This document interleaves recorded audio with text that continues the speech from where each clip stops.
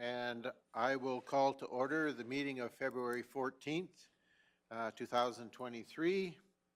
We have an agenda in front of us. There will be for sure one change, and that is Sergeant Day is unable to join us today, and so we'll be removing that delegation from our agenda. So 3.1 will be removed.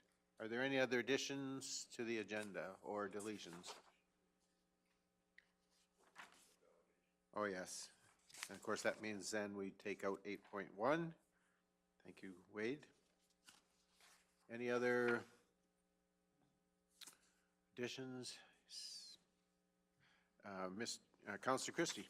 If not, I'll move the agenda as amended. Okay, so we have a motion to accept the agenda as amended. All those in favor? And that's carried unanimously. Thank you. So the minutes from the regular January 24th council meeting were pre-circulated.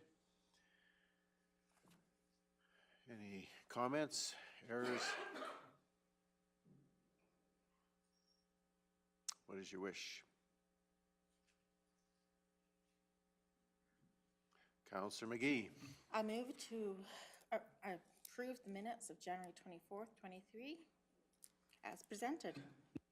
Okay, so we have a motion to accept the minutes from the January 24th, 2023 meeting as presented. Any discussion? All those in favor? And again, that's carried unanimously. Thank you. All right, we are going on to 5.2.1, which would be council appointment of ASB as the appeal board, SCA appeal board. So, Ms. Sherwick, welcome, and whenever you're ready. Thank you. Good morning, Council. So the item that I have for you this morning is Council's appointment of the Ag Service Board as the Soil Conservation Act Appeal Board. And so just a bit of background on this item. So there's a number of provincial enactments under which the Kneehill County Agricultural Service Board appoints officers for carrying out these acts as legislated, including the Soil Conservation Act. So in addition to appointing soil conservation officers, there's also a notice and an appeal process that's outlined in the Soil Conservation Act notice regulation for which an appeal board is required. So in addition to this, just as a further bit of background, so approximately every 5 years, the Kneehill County Ag Service Board participates in regular field visits that are conducted by the provincial agricultural specialists as part of engagement with ASBs, and that's an opportunity to come out and visit and observe the different programs that we have in place. So our last visit was in 2022, this past summer. So, and as part of that provincial field visit, one of the recommendations that was included in the field visit report from the provincial agricultural specialist was that there was no, we didn't have previous documentation pertaining to the official appointment by council of a Soil Conservation Act Appeal Board. So it's recommended that council formally acknowledge the ASB as the SCA Appeal Board per section 14A of the Provincial Soil Conservation Act. And so I do have the section of the enactment there. So just composition of the appeal committee is that it shall consist of, in the case of an MD, the Ag Service Board, or the board as it says there, but it's referring to the Agricultural Service Board, or if there is no board at the discretion of the council, or at least 3 members of the council appointed by a resolution of the council. And so the recommended motion we have for you this morning is that council appoints the Agricultural Service Board as the Soil Conservation Act Appeal Board per section 14A of the Soil Conservation Act. Okay, thank you. Any questions or comment? Seeing none, what is your wish? Councillor Phobes. I'll make the motion that council appoints the Agricultural Service Board as the Soil Conservation Act Appeal Board per section 14A of the Provincial Soil Conservation Act. Okay, thank you. So we have a motion to appoint the Agricultural Service Board as the Soil Conservation Act Appeal Board as per section 14A of the Soil Conservation Act. Any comments, discussion, questions? Okay, seeing none, I'll ask the question. All those in favor? And that is carried unanimous as well. Thank you, Ms. Sherwick. Thank you. All right, now we're going on to purchase of toys. So we have fire engine purchase 5.3.1, and who gets to present? Mr. Gannon, do you have the privilege of presenting this item? Okay, Thank you very whenever much. you're ready. Thank you very much, Council, for allowing me the opportunity to provide this recommended motion that Council approve the increase in funding for the Three Hills engine replacement for a total of $993,352.80, which shall be funded through the Capital Equipment Reserve. The main points within this RFD are the engine, as per the agreement, is a 70-30 funding model, which the town of Three Hills is responsible for the 30%, and Kneehill County 70% for the total funding package. Back in November, Council did provide a approved amount of $790,000 that was budgeted. However, the recent estimates that have come in well over that amount. The Three Hills area has two engines that are being replaced. And they're being replaced to a singular engine, which is a big point that we want to make sure that everybody understands. It's we're not in the future replacing two engines in that hall. It's going to be one engine that's going to replace the two aging engines that are in there. So that will be a cost savings item in itself. It'll also create some efficiencies within that department and allow the services to continue. As per the RFD, you can see that the engines have been in service quite past their recommended lifespan as per the standards, and one of the engines has actually received an extension and will not be eligible for another extension. It is not our recommendation, even though that there may be an ability to allocate one of those engines in a supported role. We do not recommend it, as the reliability of those engines, once they get past a certain age, are drastically reduced. When we go further down into the quotes for the engine, you can see that the lowest bidder was the $993,352, but the other ones are well over $1 million to $1.2 million. These increases within the project, there may be some cost savings that are available depending if the chassis are still available within the lowest bidders area. If those chassis are still available and council chooses to approve the increases, there may be a potential for cost savings of $30,000, but that's all contingent on if those chassis are still available at the time that we place the order.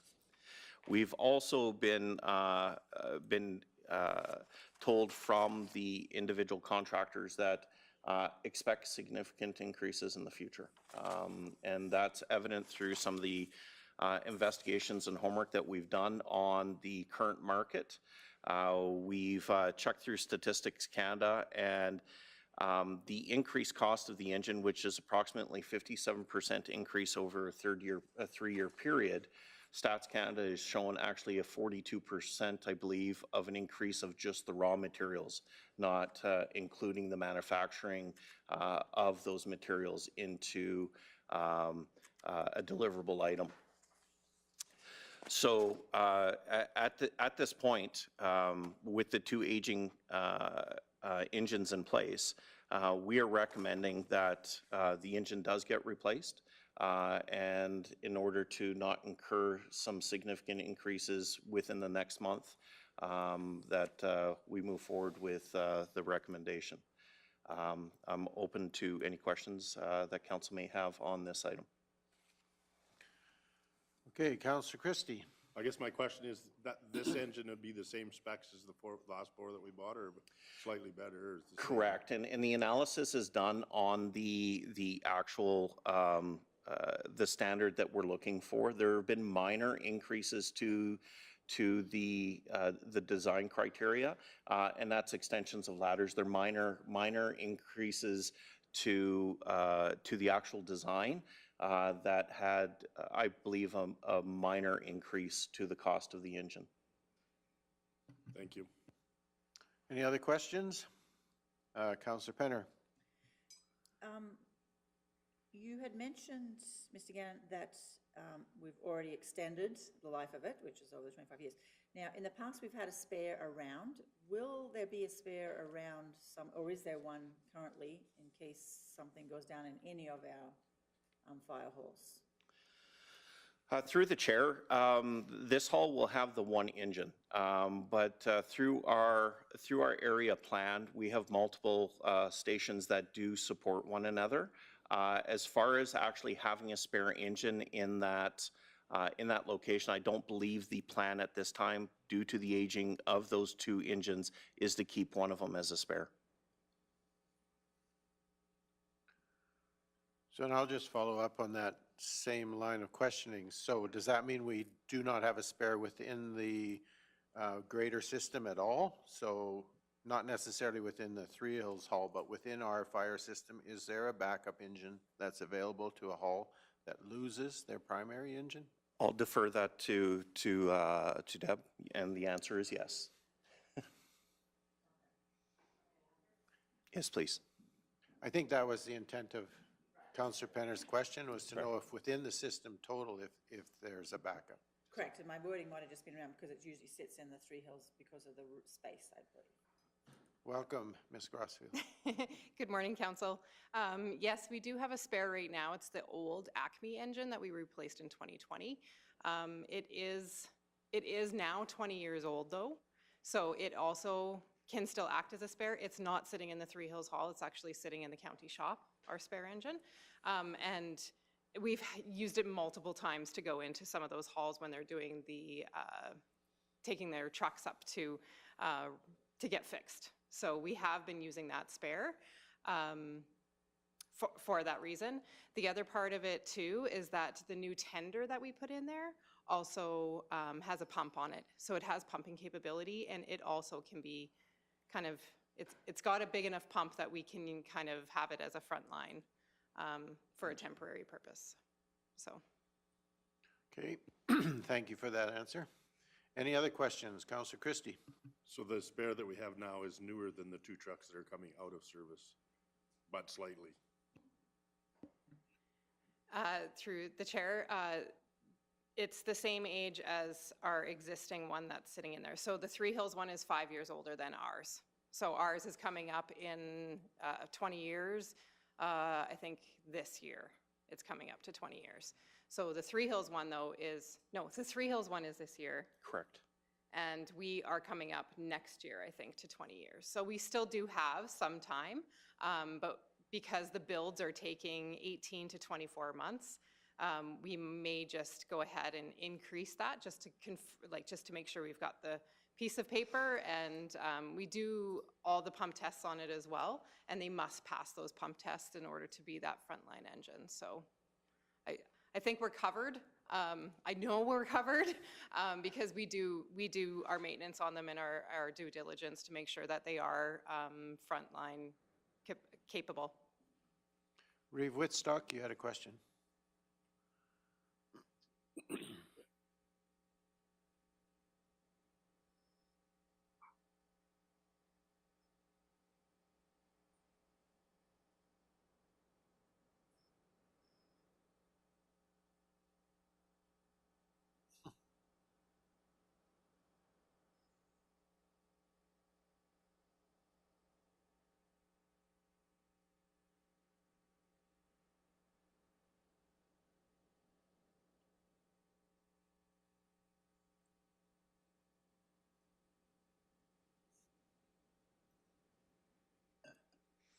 Go ahead. You want to Through tackle the that one? chair. Yes, we are actually seeing the old engines have quite a bit of cost. We actually just sent one to auction, right, the old one from last year, the old tender. And so we actually haven't got that price back yet, but we have actually on that old ambulance that was in the Torrington Fire Hall, and that went for, I think, $12,000 just for that old ambulance. So there, I think that the trucks will go for quite a bit, the old trucks in the disposal. And again, we are only disposing of the one because we only own the one, and then Three Hills will dispose of the other one. Yeah. Okay, are there any other questions? Councillor Christie? Is there any value in holding one of the older ones past its inspection just for training purposes only or not? My recommendation is to keep the Acme one that we currently already have. No, I appreciate that, but I was just curious, if we kept it as a training one, it still has to pass its inspection, or it, for basically a dummy training? I don't know.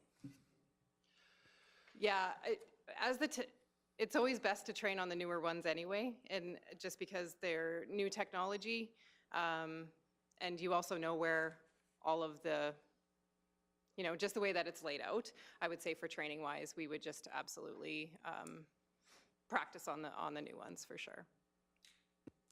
Thank you. Any other questions? I know, Mr. Hogan, do you have a comment? A comment if there are no other questions. I had a comment, but you go right ahead. Okay. So just wanted, administration, we just wanted to point out to council, the motion that's in front of you is you're approving the full cost of that. As per previous discussion, what we've worked out with the town of Three Hills, we're looking after the build, we're looking after the cost, and Three Hills will reimburse us for that. So the motion that you're making is the permission for us to spend the money, but we're going to recoup 30% of that cost from the town of Three Hills, but we still need to make the auditors happy, which is important, we still need the motion for the total cost. But so that total cost at the end of day will not be the total cost to the county. The total cost to the county will be in that 660,000 range. Okay, thank you for that.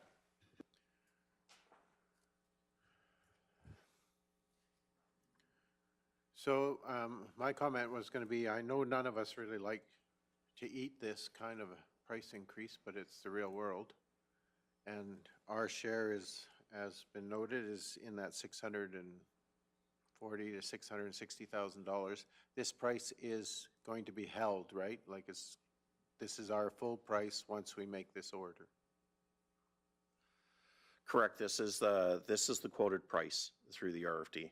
Okay. All right. Thank you.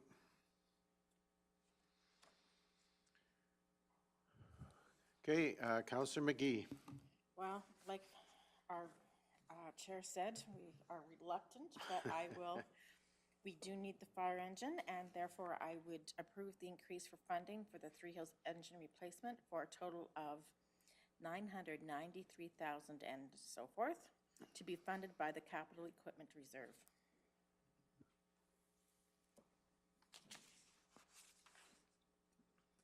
Okay, so we do have a motion that council approve the increase in funding for the Three Hills engine replacement for a total of $993,352.80. Wow. With $330,005.84 to be covered by the town of Three Hills. Boy. These are no longer toys. Any further discussion? Okay, I don't see any. Are we prepared? All those in favor? Okay, that is carried unanimous with a certain degree of reluctance on everyone's face. And the only other comment or question I would have related to this whole issue, and I assume that it's happening already, but are we looking at our capital equipment replacement plan, and are we making provisions for this kind of inflationary rate that we're seeing within that? And so I'm assuming the answer is yes, but I would just like to hear somebody say that. So anybody want to volunteer? Yes. I see a lot of heads nodding, but I need a verbal. So thank you, Mr. Gannon. And thank you, Ms. Grosfield. We appreciate your time here this morning. Anybody other than me want that to be affirmed?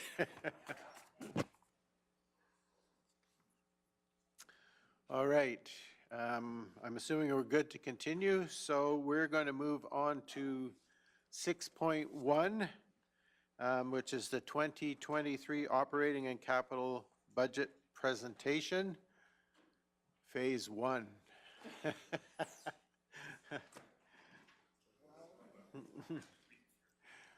So welcome, Ms. Barney and Marika, Ms. von Mierbach, welcome. And anytime you're ready.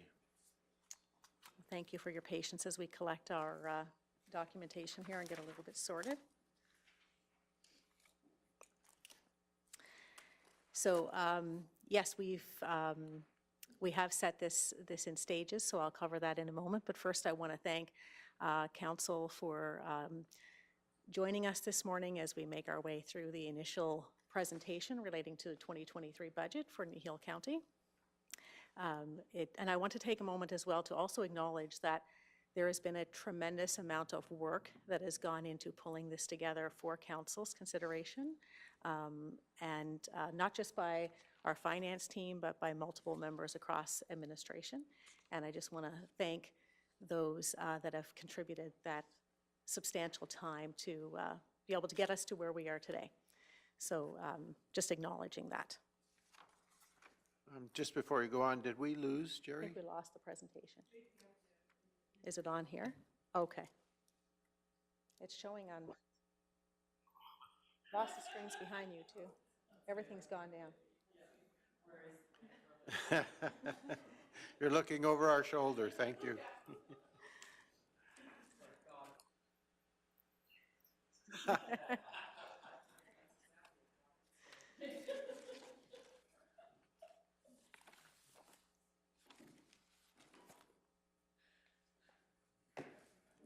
Typically, it's me if there's technical challenges, but I don't think I touched anything.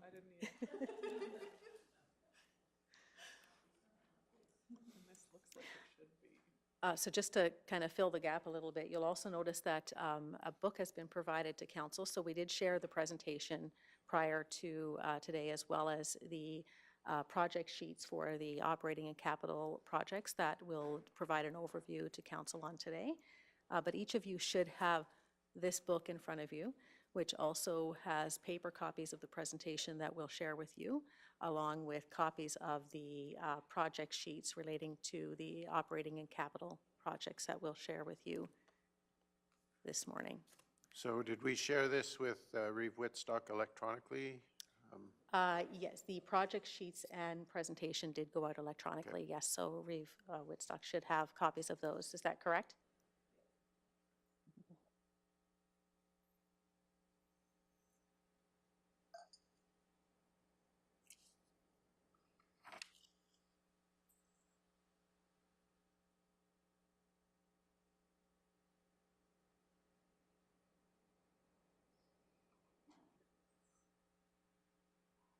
Okay, perfect. So, let me manage that.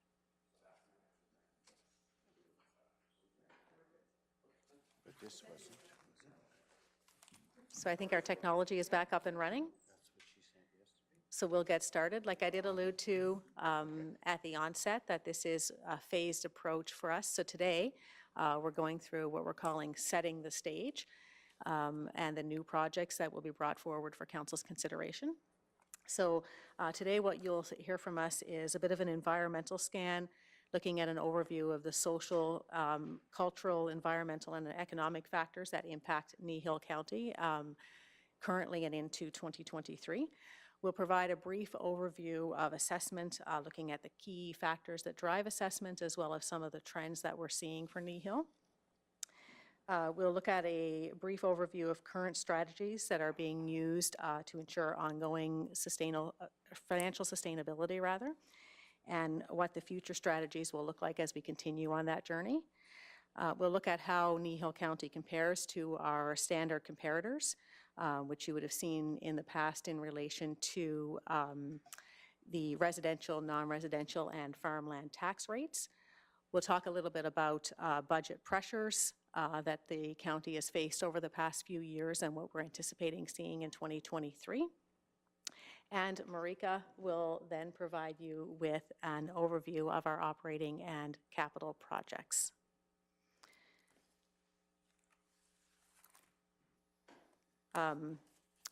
Sorry, I'll just go back here briefly for 1 second just to acknowledge the other components.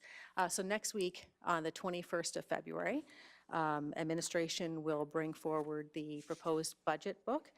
We'll also review then our core operating budget for council's consideration and deliberations. The intent for administration is to, while we go through the information with you today in relation to the operating and capital projects, and next week the operating budget, we'll do our best to answer any questions that you may have as we go through that process. But if there's any I guess, more details that you're looking for in relation to any of those components that we're unable to address in the moment, then we will facilitate those responses, which you will see come forward on February 28th. And if there's any presentations that are required or detailed responses, that information will be provided on February 28th. The intent there is to have a finalized draft budget once we've concluded the February 28th meeting for council's consideration and approval on March 14th, rather.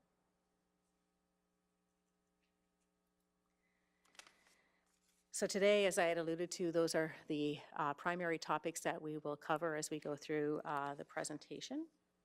First of all, we'll look at the environmental scan.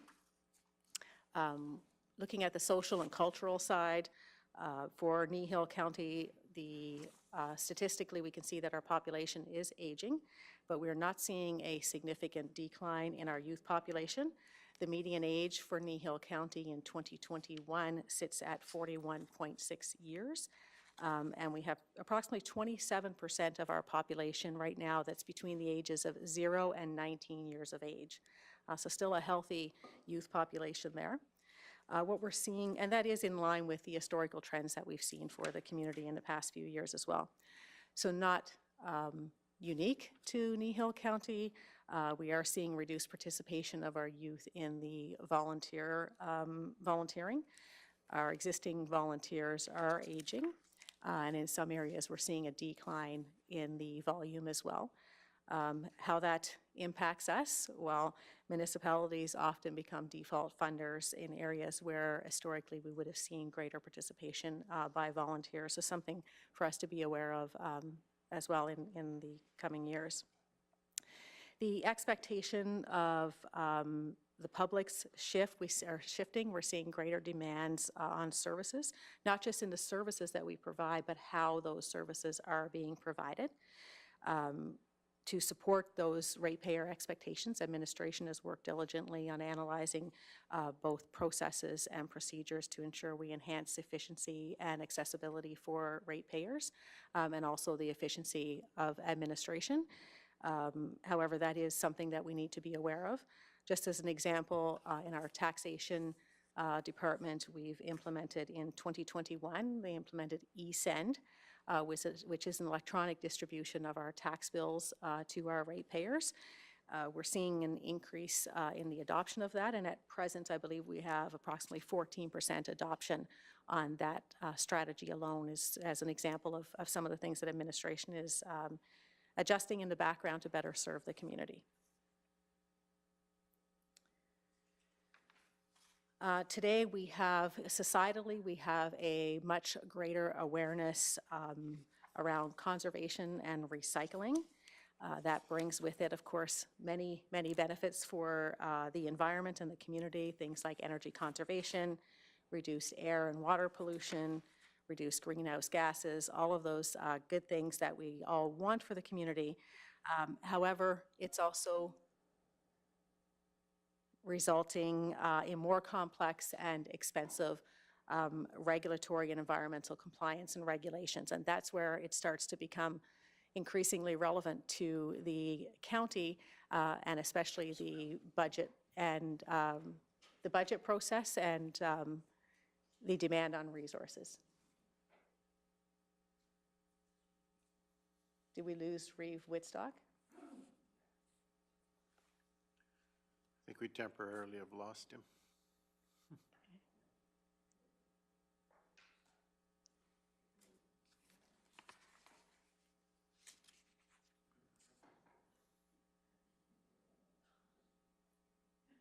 Would you like me to pause, Deputy Reeve King? And Yeah, I'm wondering if we should take just a short break till we get Jerry back and locked back in. So, okay, yeah, just to, you want to take a 10-minute break and then we'll come back to it. So thank you very much for indulging us.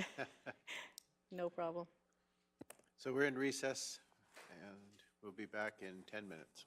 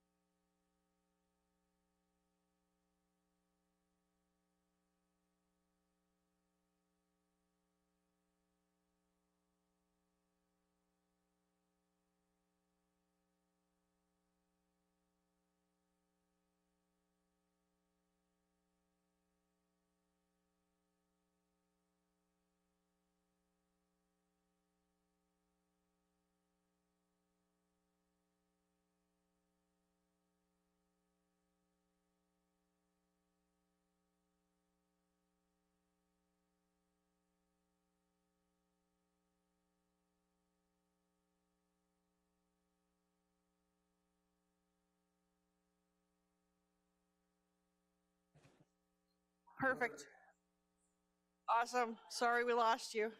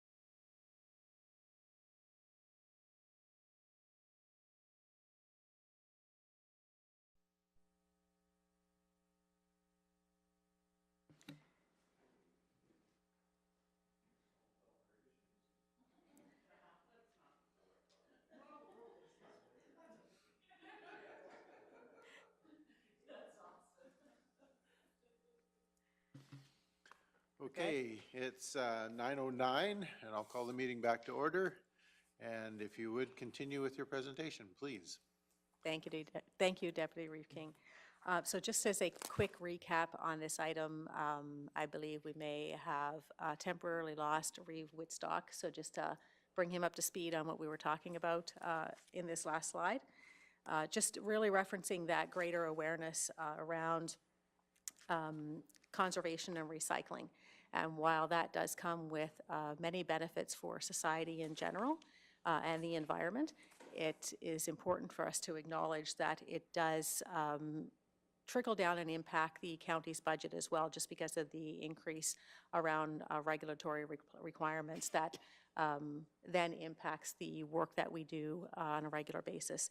So as we go through the projects that Marika will present later in today's presentation, you'll see 3 different projects that are being brought forward that are directly related to this item.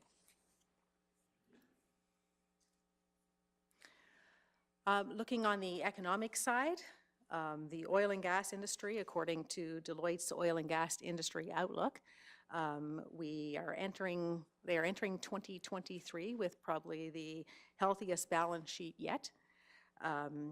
But for the better part of 2 years, we've seen a significant decline in the demand on the resources with the pandemic and the lack of movement of individuals. There's been a significant reduction there, meaning that the companies did not invest and did not put money into new drilling opportunities over the past couple of years, and they have not brought any new production online, or very little.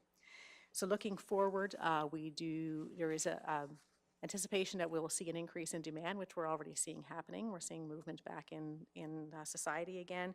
However, that volatility that was experienced in 2022 has made the energy producers a little bit leery, I would say, and they're largely focusing now more on debt repayment and shareholder returns over increased capital investments. So what historically we would have seen when we came out of one of those dips is that surge in activity. We may not see that same surge right away in the oil and gas industry. So a bit of a positive outlook, but not the same as we may have seen historically. That becomes, of course, increasingly important to us when we look at the natural decline in assessment with that static growth that we're seeing in that area, along with the fact that we have aging linear assets. In a later slide, you will see that in the non-residential section of our assessment, in that class between 2015 and 2022, the total assessment dropped around 28%. So we'll provide a little more details on that as we get further on in the presentation.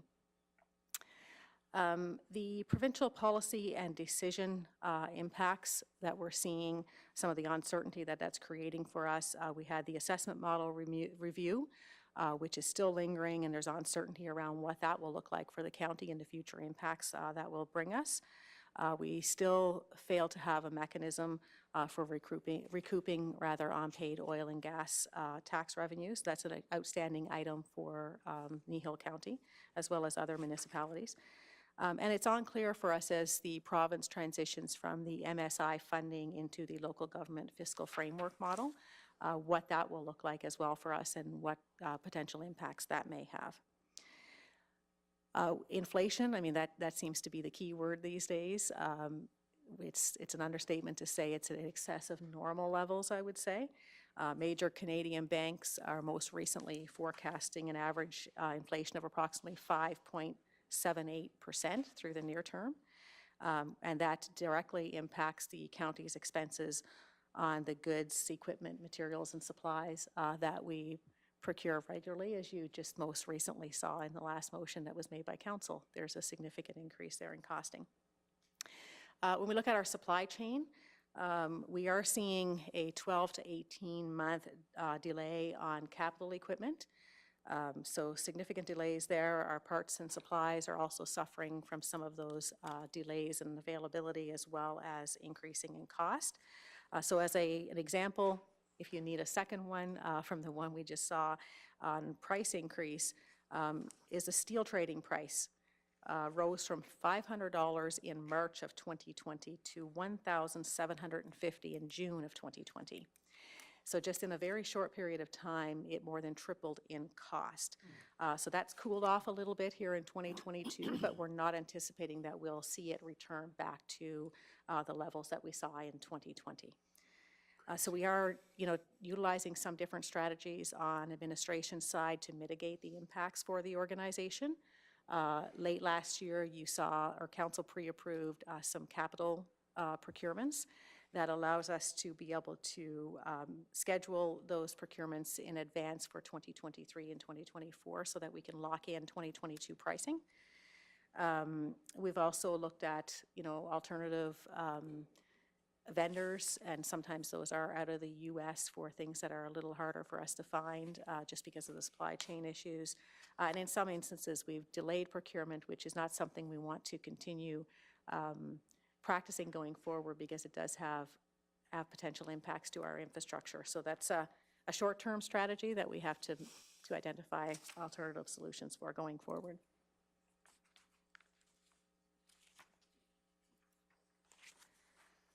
Continuing on the economic side, just acknowledging that there are some costs that are built into our operating budget that you will see next week that are set by external parties. And containment efforts on those costs are impossible, realistically, at the end of the day, because it's not something that we control. For example, in the past year, we've seen a 13% increase in utilities, so things like our gas and power. We've seen a 5% increase in our insurance cost, and an increase as well in our road materials. And an example is culverts. We saw a 20% increase in the cost of our culverts. So these are all ongoing costs, are not necessarily one time, and those increases are likely to be sustained into the future and are things that are outside of administration's control. As you'll see later in the presentation, when we look at our municipal comparators, it relates to the tax burden that we place on our residents and ratepayers. Kneehill County's tax rates are very competitive with that of the 9 comparators that we typically compare ourselves to, as well as on a provincial level, our tax rates are comparative as well. The high-quality infrastructure, and more specifically, build and maintain infrastructure that meets the ongoing needs of county residents and businesses, has been identified by council in your strategic plan for this term. And administration is working diligently on advancing that goal, acknowledging that, while our infrastructure is aging, we are working towards enhancing our asset management efforts to better support that going forward.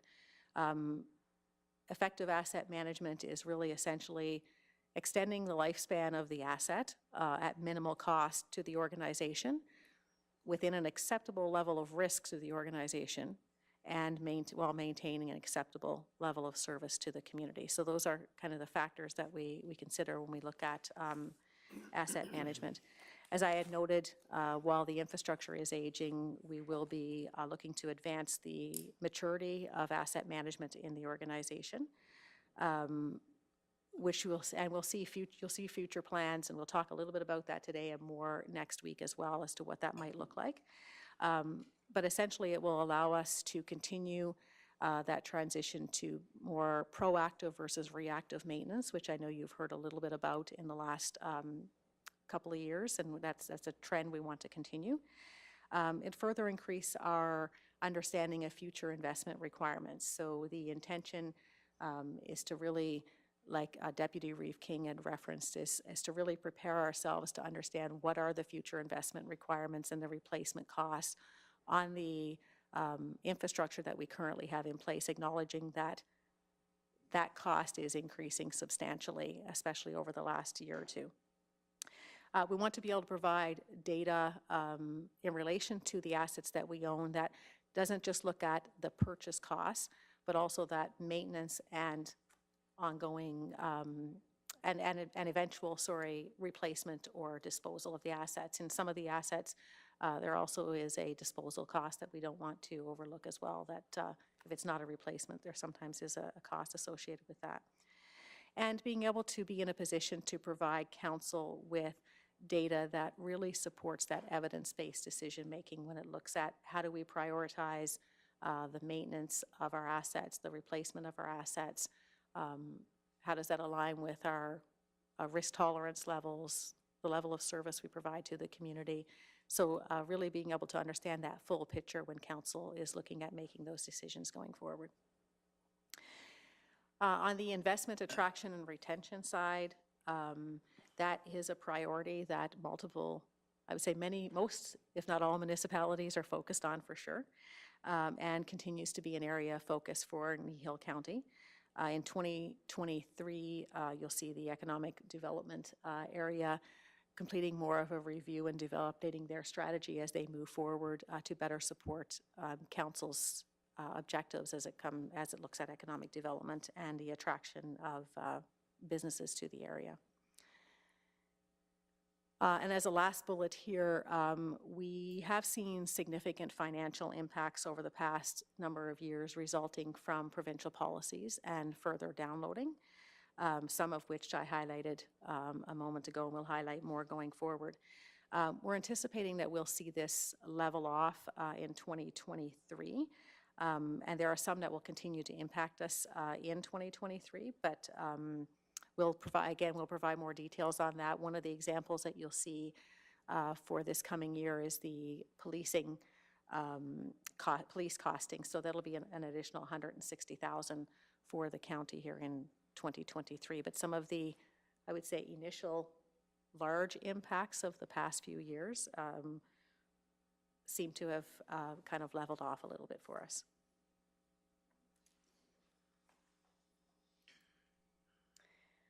So now we'll slip into assessment and taxation.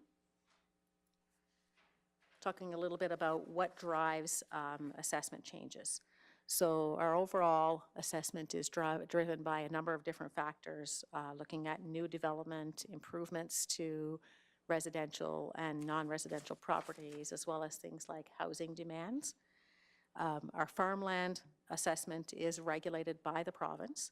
And it's assessed on the basis of its productive value. So that's the ability of the land to produce income from either the growing of crops or the raising of livestock. On the non-residential side, our businesses are assessed based on a variety of different factors. The DIP and linear looks at things like age of assets, asset characteristics, and also the depreciation factors and assessment modifiers, and both of those latter factors are also regulated and set by provincial policy. So when we look at our overall assessment base, over 67% of our assessment today is being influenced or regulated by the province. So those provincial policies around assessment are of significant relevance to us as an organization. And significantly impact the bottom line for sure. Alberta Municipal Affairs has released its 2022 guidelines for regulated properties, for the 2023 taxation year. However, the net financial impact between the assessment modifiers and depreciation model are unclear for us at this time. We will have the final assessment numbers by the end of February, and at that point, it'll be able to provide us with a clearer picture of what that looks like.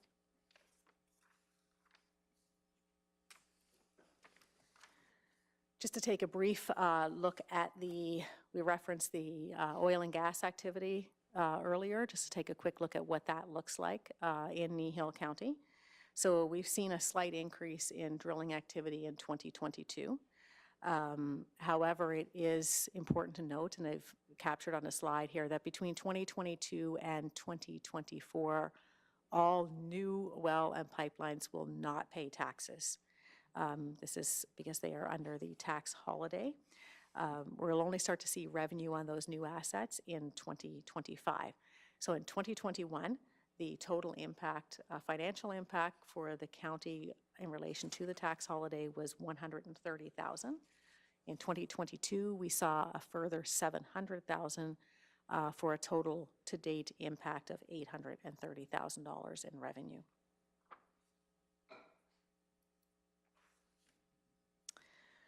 This provides a overview of our assessment and how it's distributed across the multiple property classes. So like I had referenced earlier, 67% of this assessment is regulated by provincial policy. The largest shift that we see here has been in the non-residential, where, like I'd referenced earlier, you see between 2015 and 2022, we had that 28% decline, primarily being related to the aging of linear assets and provincial policy changes, most notably the shallow gas relief that you would have heard about historically that happened in 2019, 2020, where we saw an assessment reduction of 138.2 million, and that translated into just over 1.9 million in lost revenue for the county. On the residential assessment side, we saw some reductions between 2015 and 2017. Since that time, it has increased at a bit of a steady pace.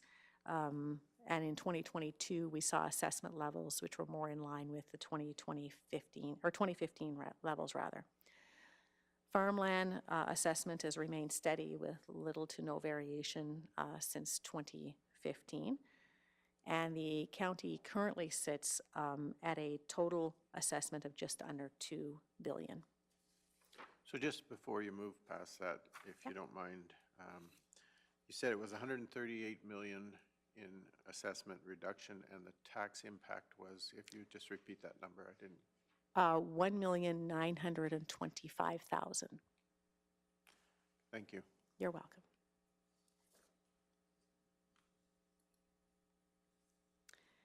So now we'll slip into our financial condition and comparators.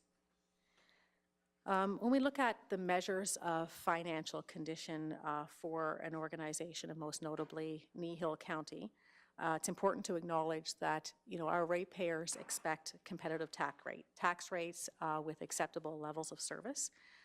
Administration's focus for the last number of years has really been on cost containment efforts, while ensuring that we have adequate investments in our infrastructure that support maintaining those levels of service while also managing risk for the organization, for the community. You'll hear a little bit more about reserves later in the presentation, but just to highlight here, our goal is really to manage contributions to the reserves in a way that helps us ensure that financial sustainability into the future and predictability to be able to have that those consistent budget impacts and avoid those significant ebbs and flows in our budgets. Anything that would necessitate a significant tax increase is something we attempt to avoid. Reserves have three primary functions, looking at like I just referenced, the stabilization of revenue and expenses to avoid those significant fluctuations, replacement of assets as they age, and to minimize borrowing on long-term projects. So it allows us to allocate the cost of our tangible capital assets over the useful life of the asset, ensuring that the individuals that are benefiting from the asset are also those who are bearing the financial burden associated with the maintaining and the asset itself. So this is where I will touch briefly on Deputy Reeve King's comment that was noted earlier. In 2023, we will move forward with the creation of a reserve strategy and subsequently reserve policy for Council's consideration. That policy will identify items like the specified reserves held, what the recommended levels are for those reserves, the sources of funding, permitted uses for each of the different reserves that we have in place, and those will reflect the best practices that we see in industry, as well as the current and future needs of the county. So acknowledging that the future acquisition and replacement of some of the capital infrastructure that we have is going to be significantly higher than the purchase price. So we want to understand more fully what those future needs will look like and adequately prepare the organization to be able to absorb that without significant swings. Which ties into the predictable tax rate and user fees. Any adjustments to those user fees are made in consideration of multiple factors, some of which are within council's control, like your level of service. If council decides they want to increase a level of service, then naturally there's an added cost associated with that, and the opposite is also true. But there are also things that are outside of our control and that are driven by external factors such as inflation, like we've seen most recently. Yet they do have direct impact on the overall cost. In relation to our debt levels, ensuring that those are manageable and reasonable, the Municipal Government Act dictates that our debt level for any municipality at any point in time is 1.5 times the revenue for the municipality, and our debt servicing is 0.25 times the revenue for the municipality. So the county currently sits at 47% of its allowable debt level due to the loan guarantee for Trochu. However, that does not impact the debt servicing capacity for the county. So it has zero impact on that component. Okay, just again, clarify the 1.5 times The revenue of the municipality. So revenue both of those factors are linked back to the total revenue. and 2.5, And the debt servicing is 0.25. 0.25, Correct. and that's again of our revenue? Of a revenue, yep. That's correct. Thank you. You're welcome. So maintenance of service standards is, again, a key priority. Administration's actions that we take throughout the year and the recommendations that we make, both the council, either throughout the year as well as, in the design of the 2023 budget, is really designed in light of maintaining existing levels of service for the community. So that's always our priority.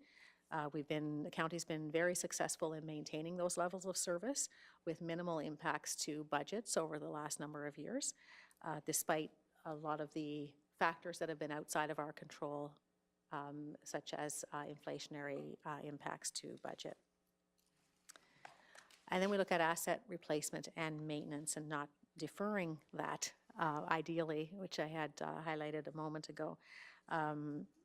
Asset management really is just simply put the way we manage the infrastructure that we own. I mean, it's something we all do on a regular basis. If we have a leak in our roof, we address that to avoid added costs later on. Every time we take our vehicle to get an oil change, or we do that on our own, that's proactive maintenance of our vehicles intended to extend the life of the vehicle itself. If we're planning for a large major renovation in our home, we plan for that in advance so that we can absorb that expense without having it hit us all at one time.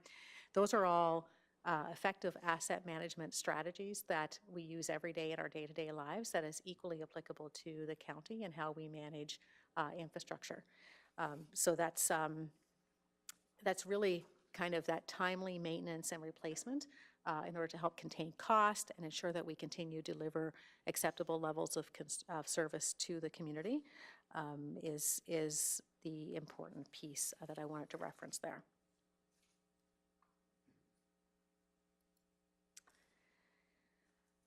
Long-term financial forecasting. Having a long-term financial plan, which the county already supports that strategy. It's clear in where you sit today from a financial perspective that this is something that sits at the forefront of council's mind all the time. But having that reduces that potential for significant shocks or fluctuations in budgets and therefore tax rates back to the community. And administration's goal is really to assist council in ensuring that we maintain that strategy as we move forward without diminishing the quality of life or level of service for our residents. The long-term plan will take into consideration council's priorities that are set through the strategic plan, any master plans that we have in place, looking at our infrastructure renewal requirements and acknowledging the cost, potential cost increases associated with that, and any growth requirements as well. So the MGA requires a 3-year operating and 5-year capital plan. But to better support council's long-term focus, we will be looking to project the capital plan in the future out to 10 years. It's not something that we're going to change overnight, but that is something that is on our radar to shift over the next couple of years so that we're able to provide that longer-term planning for the organization. When we look at long-term forecasting, there are a number of factors that we consider. One being the capital impact operating costs. So looking at, like I said, alluded to earlier, that full cost of ownership, not just the purchase of the asset, but what does it take to maintain it? What does it take to replace it? And in some instances, what does it take to dispose of it? Because that can also be a significant cost. Primarily when we look at instances such as the disposal of facilities is typically where we see some of those increased costs that hit us at disposal time. Our updated reserve strategy will be reflective of those long-term needs and ensuring that we have defined levels of support that support the future needs of the organization.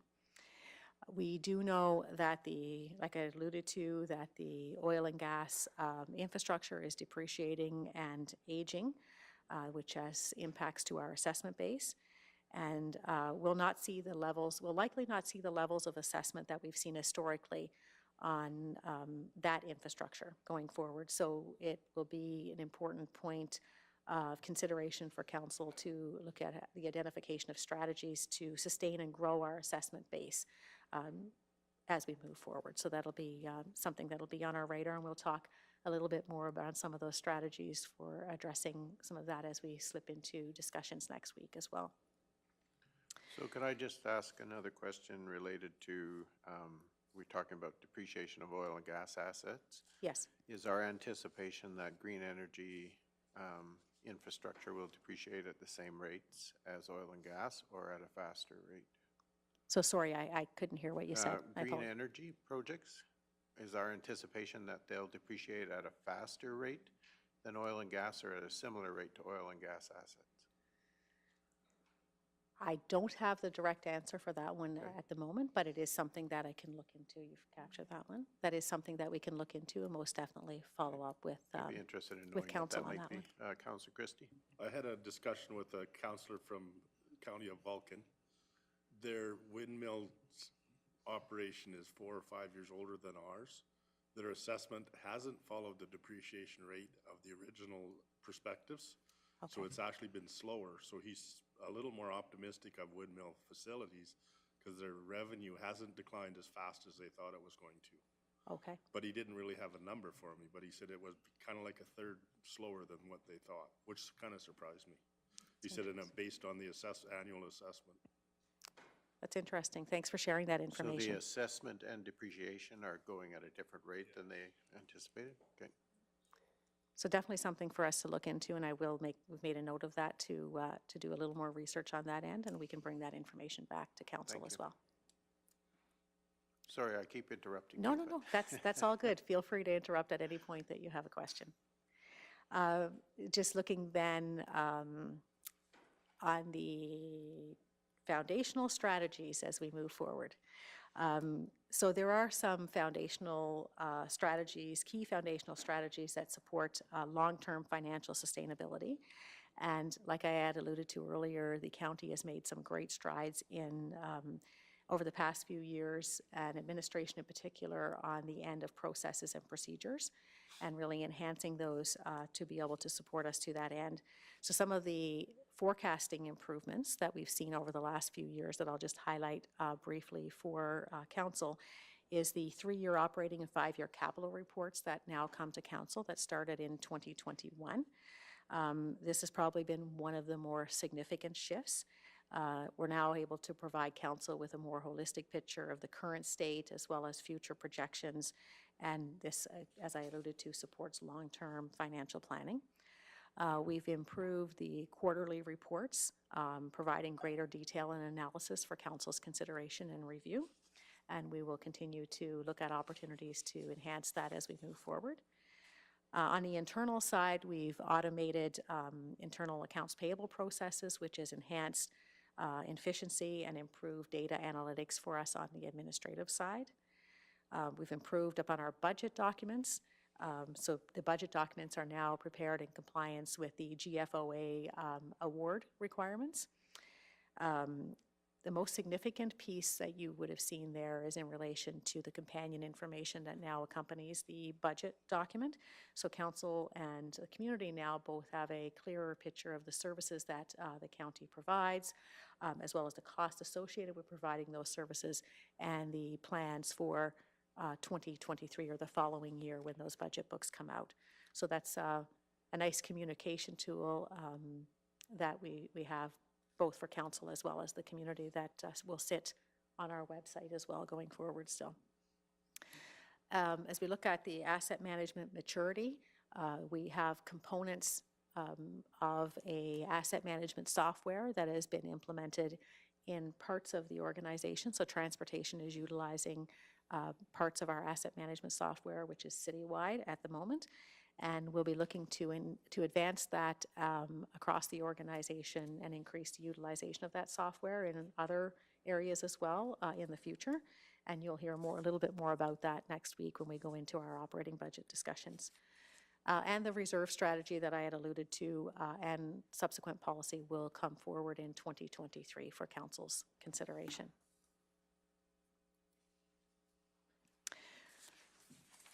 One of the points that I want to make both for council as well as the community is how the property taxes that are collected by the county are shared up. Not all of the funds that are collected by the county are available for our disposal and use. You'll see as a collective, 19% of the funds that we collect on property taxes are redirected to the province to support the provincial school system. If you're a resident in Kneehill County, 49% of your taxes go directly for that purpose. And if you fall in a non-residential category, then 14% of that is utilized for that purpose. Could you repeat that again, please, the percentage, just the... Absolutely. So when you look at all property taxes as a collective, 19% is redirected to the province. For our residents, the property tax bill that they receive, 49% of that is redirected to the province. And for non-residential, it's 14%.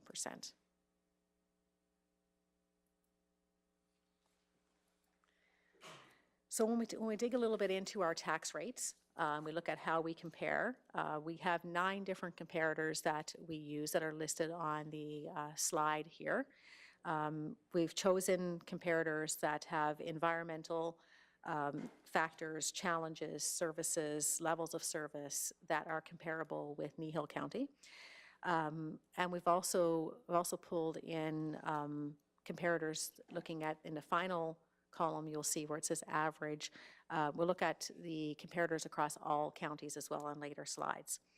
Well, it is important to note that, municipalities as a whole provide core services to their communities. And, but we do want to note that each individual community has the flexibility to provide different services. So the types of services as well as the service levels will vary across municipalities. So it's not entirely like comparing apples to apples, but it does provide comparators for those that we would see as being comparable to the county. An example might be the county, Kneehill County, has more water lines than what you might see in some other municipalities, just as an example of where we see those variations between different municipalities. So here you can see the average for our 9 comparators is 4.22, where Kneehill County sits at 3.3 for our residential tax rate, while all counties across the province is sitting at 4.37. So Kneehill County, in relation to residential tax rates, sit on the lower end of our comparators and also rates significantly lower than the provincial average. We look at the distribution of that. Looking at this takes into consideration all MDs and counties in the province of Alberta. The range is between 1.3 to 10.95 across the province. So 73% of the counties in the province of Alberta have residential tax rates that exceed those of Kneehill County. We fall in the same category or same range, I would say, as about 67% of all of the MDs and counties, which is between 2.6 and 5.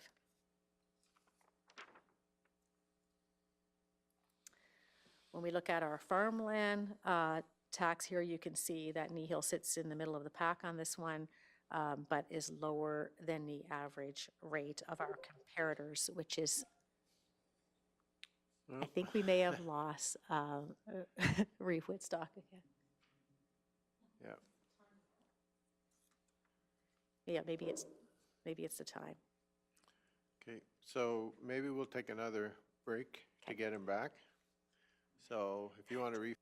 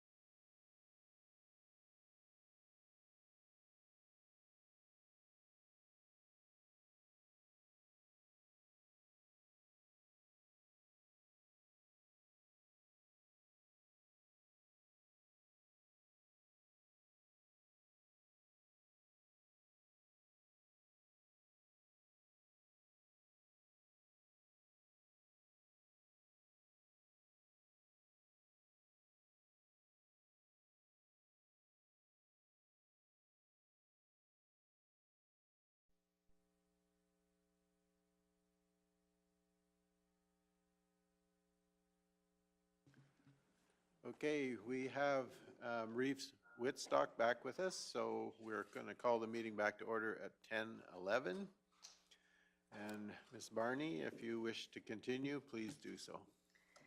Thank you so much, Deputy Reeve King. We will commence here. We were sitting at the farmland, 2022 farmland tax rates. As you can see on the slide presented, the Kneehill County currently sits at 11.07, and the average for our 9 comparators is 13.9. So leaving us in the middle of the pack on this one, but lower than the average rate of our comparators in general. When we look at the distribution of our farmland tax rates provincially, again, Kneehill sits at 11.07, average provincially is 10.82. The farmland tax rates range from 1.85 to 28 across the MDs and counties within the province of Alberta. Kneehill County falls within the same range as about 31% of the MDs and counties, and slightly above the provincial average. Important note is 36% of the MDs and counties in the province of Alberta have farmland tax rates that exceed Kneehill's current tax rate. Going on to our non-residential tax rate. In this one, we sit at 16.13, and our comparators average is at 12.56, so we sit on the higher end of this one. However, we do have 3 of the 9 comparators that have rates higher than Kneehill County. We look at the distribution across the province with MDs and counties. They range from 5.73 to 28.6 being the highest in the province. Kneehill County falls within the same range as about 41% of the MDs and counties provincially at 16.13, and 32% of the MDs and counties in the province of Alberta are higher than Kneehill County's non-residential tax rate. When we look at our tax rate ratio, so the MGA dictates that the highest non-residential tax rate can be no more than 5 times the lowest residential tax rate. So this 5-to-1 ratio, within that, municipalities are able to set their own individual tax rates. Our ratio currently sits at 4.89, which is definitely a point of consideration as we move into the numbers a little more next week. Our municipal comparators average is 2.95, and the provincial average for all MDs and counties is 3.51. The range provincially, again, is 1.66 to 11.25. So we move into the breakdown of our assets that are owned by the county. The county totally has a total of $223.6 million in assets. That number that you're seeing right there is based on the purchase price of the assets, and the future replacement costs, as we had alluded to earlier, will need to form part of our reserve strategy as we move forward with that in 2023. Because as we've seen most recently, replacement cost will sit substantially higher than our purchase costs. The largest portion of our assets that we own currently relate to our road network, with they account for about 53% of our total assets, and it's followed up by water and wastewater infrastructure at 26% of our total assets. We look at the original cost of our TCA. Again, we're sitting in 2021 at $223 million. This chart just demonstrates the gradual acquisition of assets since 2014, where we started out at $180 million, and in 2021 at $223.6 million. The average amortization of county assets is $6.1 million annually. And we currently sit at 52.9% of our assets remaining based on the original cost. So if we were to build out the numbers on that, the evaluation would be at about 118.3 million with the 52.9% remaining. So just a question on that. So if our annual amortization is at that 6.1, Yes. are we setting aside enough money to be covering that or not? Yes, we are. We will, in a future slide here, talk about the recommended transfers to reserves in 2023. And there's some room there as well for council to deliberate on components of some of this, but it most definitely does cover the 6.1%. That is a key fundamental component of what drives the total contribution to our capital reserves. So in our asset management and capital plans, we are covering that type of 100%. amortization? Yes, Okay, thank you. you're welcome. Let's see. So on the next one here, we'll look at the history of the outstanding taxes and allowance for doubtful accounts for the county. We've seen spikes in our outstanding taxes over the past couple of years, primarily due to the downturn in the oil and gas industry. 90% of our total arrears are related to the oil and gas, 93% rather are related to oil and gas. We've mitigated that impact over time to avoid some of those spikes that we had referenced earlier. Our goal is always to mitigate those spikes in budgets and therefore taxes to the community.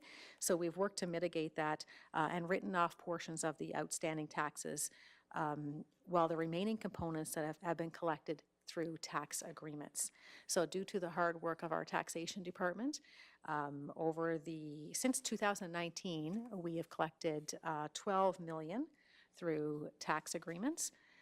Currently today, we have 1.1 million outstanding, and 500,000 of that sits on payment agreements.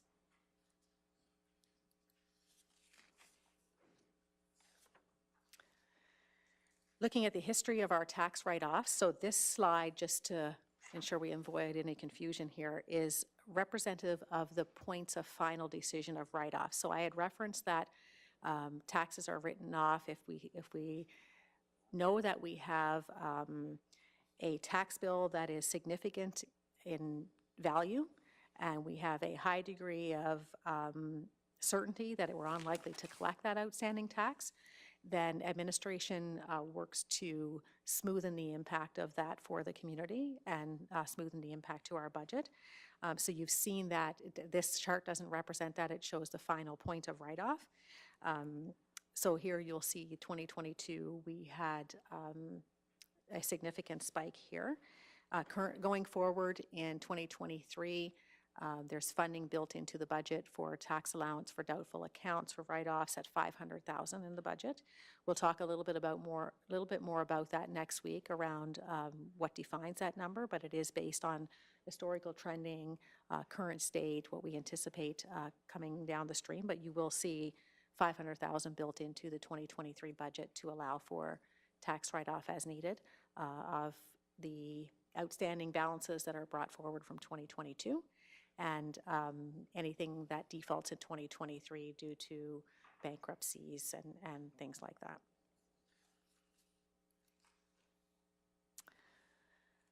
Just to touch briefly back on the reserves before we slip into the projects, the operating and capital projects. Reserves, like I noted earlier, help support long-term planning, and they assist with multiple different functions. They provide funding for the rehabilitation of our assets, ensuring that we retain our assets effectively in proper maintenance. They help avoid spikes in our capital expenditure program, ensuring that we have less of that reliance on long-term borrowing costs and carrying that cost. They help ensure that we have adequate cash flow to support our ongoing operations. Provide for future liabilities incurred but not funded, so that's things like sick leave that we have to account for. And they provide stability for our tax rate changes, so we avoid those spikes and impacts back to the community relating to that. Those can be especially important when we are faced with unanticipated events or emergencies that are outside, something we didn't necessarily budget for, because we didn't foresee happening. It allows us to absorb that.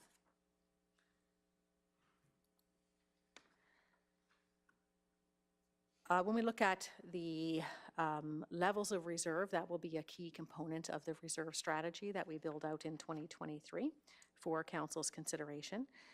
The level of a reserve can vary significantly by municipality and really link back to a number of different factors, looking at things like the services that are provided by the municipality, the age and condition of infrastructure, what's the economic environment that we're working in, such as what type of inflationary impacts are we dealing with, and the level of contributions to the overall capital program, and those all wrap up into the reserve policies and the identified targets within those. I referenced here the age and condition of our infrastructure and some data that is going to be important for us to understand as we start defining out what those needs look like in the future. And you'll hear a little bit more next week about the strategy, a proposed strategy from administration to ensure we have availability of that data as we move forward. And some of the items that you'll see coming forward for council consideration, even today, will link back to ensuring that we have that information to be able to make those recommendations to council.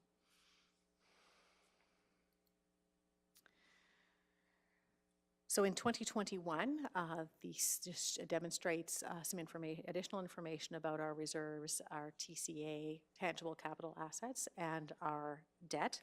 The county sits at the end of 2021 around 50 million in reserves, which equates to about 22% of the net value of our tangible capital assets. The comparators that are listed here on this screen have an average of 17% of the net value of their tangible capital assets in reserves. And it's important to note, I keep going back to the reserve strategy, but I think so much hinges on that going forward for us, that when we're looking at determining the appropriate levels for our reserve strategy, we will for sure be focusing on the future replacement cost of our assets versus what we're seeing here, which is the purchase cost. Because that will provide a much clearer picture for us in ensuring that we have that financial sustainability going forward and what the demands will look like, especially considering some of the significant increases that we're seeing in the cost for equipment and supplies and things of that sort. Kneehill County sits, like I alluded to earlier, at 47% of its debt limit, which again relates back to that loan guarantee, which amounted to 20 million. For the town of Trochu. Like I had referenced earlier, just as a added point, that does impact the debt limit, but does not impact the debt servicing limit that I had referenced earlier. So just to clarify and to be clear about it, is we don't currently have any debt, like long-term debt that we're paying, but we do have a percent of our debt limit used because we made that loan guarantee to the Trochu Housing Corporation and the town of Trochu. That is 100% correct.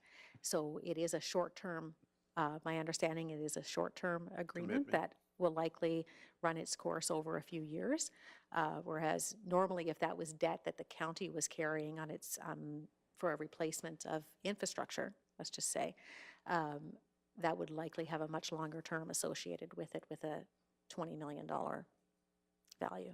Yeah, okay, thank you.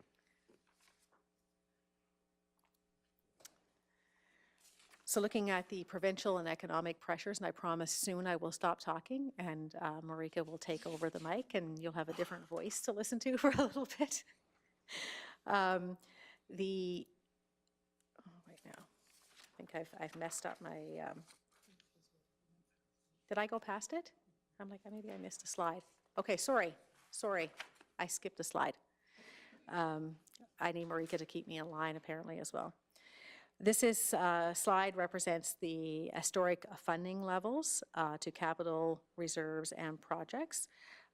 Again, the contributions to reserves are based on the useful life of the asset for the capital equipment and the annual amortization of the asset. So that's a 6.1 million that Deputy Reeve King had referenced earlier. That is a point of consideration for us when we're looking at contributions to reserves, that along with the useful life of the asset. The contribution noted for 2023, which is 7.8 million, does not include the an additional 600,000 that you will see proposed as part of the operating projects. That is intended to help offset the impact of the MSI reductions.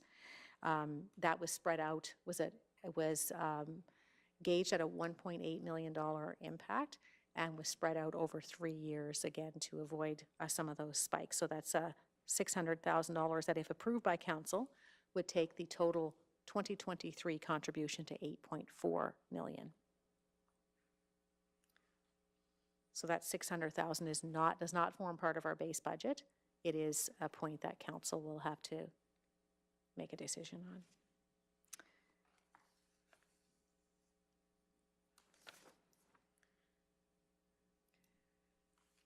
Now we'll go into the provincial and economic pressures. So here's a synopsis, which I had referenced earlier in my presentation, looking at the pressures that the county experienced between 2020 and 2022, and some of the incremental changes that we'll see in 23 and 2024 that we're anticipating. It looks like the significant budget pressures from 2020 to 2022 have leveled out. We did have some major budget pressures, primarily related to provincial policies and downloading. Those lost revenues and increased expenditures have not returned back to the levels of 2019 and prior years.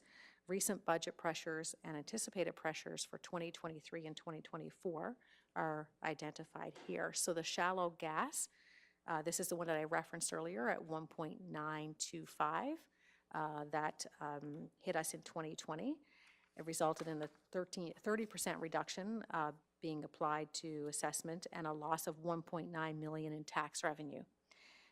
There is no indication that we will see a reversal of this, so we anticipate that trend will just continue. Assessment model review, the initial impacts resulted in a $1 million loss of revenue in 2021 is where that hit us. That was a result of two policy shifts. First was the elimination of the well drilling equipment tax, which reduced our revenues by 400,000. And the second was a decrease in oil and gas assessment, which resulted in a further 600,000 reduction in revenues. The next one you see here, the assessment model review depreciation impacts, which is one of the additional trickle-down effects of the potential assessment model review, or provincial, assessment model review in 2022. We have a loss of tax revenue related to the accelerated depreciation model for assessed assets, and it's anticipated this trend will continue due to the current depreciation model. So we've identified a $200,000 impact in 2023 in relation to that. The provincial policing, which I had alluded to earlier as well, we'll see that began in 2020 when the province decided to charge rural and small urban municipalities for provincial policing cost. The initial cost was $320,000 in 2022, and that will increase for a total of $480,000 with additional $160,000 impact in 2023. We have the loss of provincial grants. So that's related to the decrease of the MSI grant funding, which was announced in 2021 and part of a 3-year plan that I had alluded to. So that's that $600,000 touch there for a total of $1.8 million. Under return on investment, decreases in the prime interest rate resulted in a loss of $400,000 in interest revenue in 2021. 175 of this was recovered in 2022 budget due to the increases in the prime interest rate. And due to improvements in the county's investment management and higher interest rates that we've been able to benefit from, we're anticipating that the interest revenues will continue to increase in 23 and future years, when you see brackets around those numbers, that means a positive. So that's a positive variation there. The total anticipated impact for 2023 sits at $910,000. It's important to note that when we look at this in comparison to prior years, the number seems quite a bit lower. We talked about that leveling out of impact, but that we do continue to recover from some of those historical impacts. So we're now in a place where we can start to be a little bit more proactive versus reactive. We're leveling out, but I don't want to negate the impact that we're facing today as well. Jerry, Reeve Woodstock?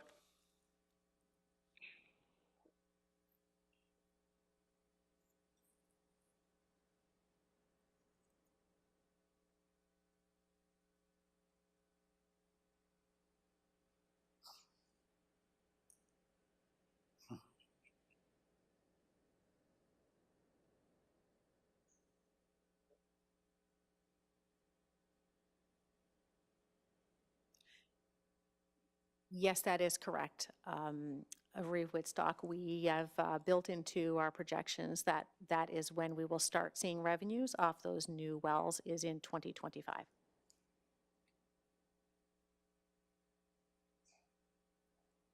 Correct.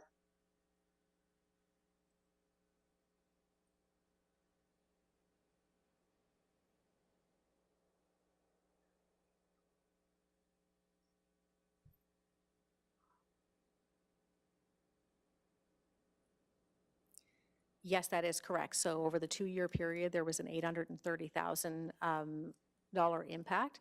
So any new well drills that we see at present we will not get the revenue associated with that. So that would be an addition as well.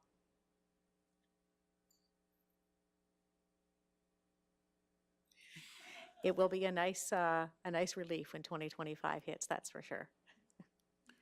And I just want to also note here as well that, you know, we've been monitoring trends and things like that, and administration has taken efforts to minimize the budget impacts for both council as well as the community.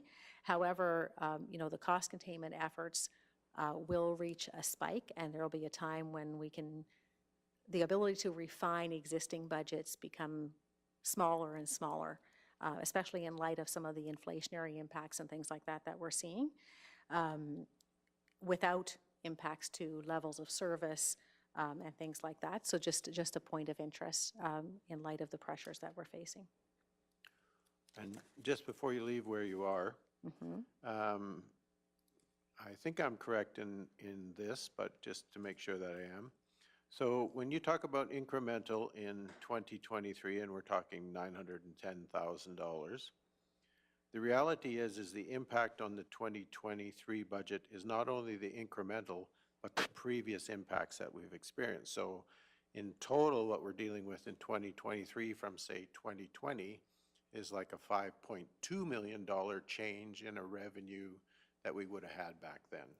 And so this year we're seeing, again, an increased change, 910,000, but if we accumulate all of those changes, the total impact on this year's budget is actually that 5.2 change overall, right? That is correct. So this is the point in time increase from the prior years. But if you were looking at it cumulatively, some of those impacts, for sure, we continue to carry forward. Some of them were more one-time hits, and some we do continue to carry forward on their cumulative impacts.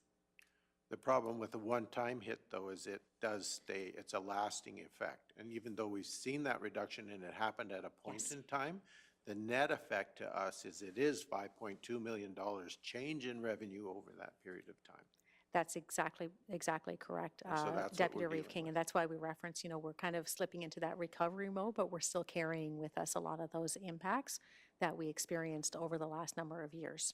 Yeah. So just acknowledging that, you know, there wasn't I'll use the shallow gas as an example. There was a $1.9 million impact. That hasn't since been reversed, nor do we expect that to be. So we continue to experience that gap year after year. That is correct. Yeah, but just when we talk about it and we're talking about budget and pressure, when we only talk about slightly less than $1 million, it seems like, well, that's not so bad. But the reality is it's a much bigger number than that. That is correct. Yes. Thank you Thank for you. pointing that out.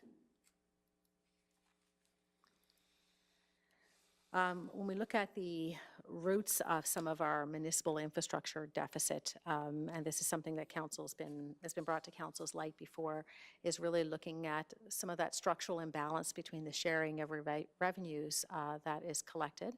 The federal government, of course, and provincial governments get a far greater share of the revenues collected from the public than municipal governments receive. We sit at about 8% of every dollar collected, makes its way back to municipalities, yet we are responsible for building and maintaining over 60% of core infrastructure utilized by the public.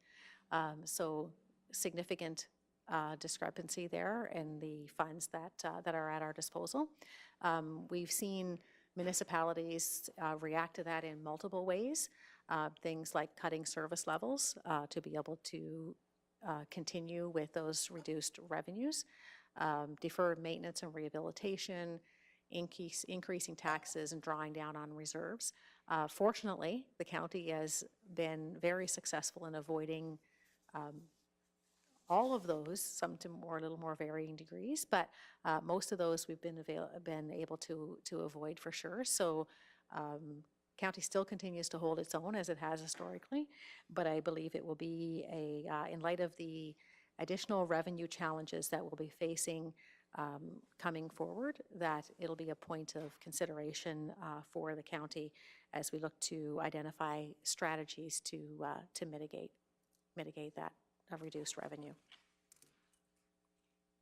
So in support of that administration, like I had alluded to, we talk about what are the actions on administration side that we're doing to help support this.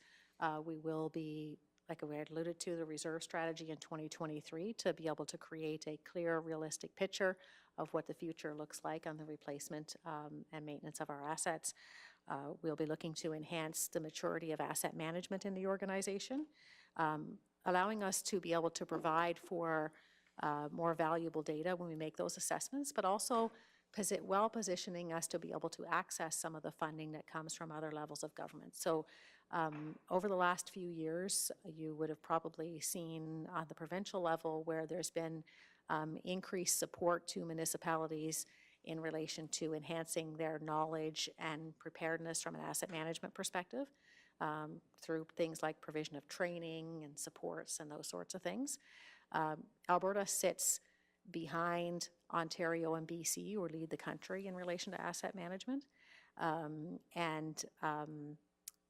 If we're following suit, what we'll likely see happening in the future is that there will be a greater connection to the level of asset management that a municipality can demonstrate and how well they manage their assets to the funding that is available to those municipalities to manage and support investments in those assets.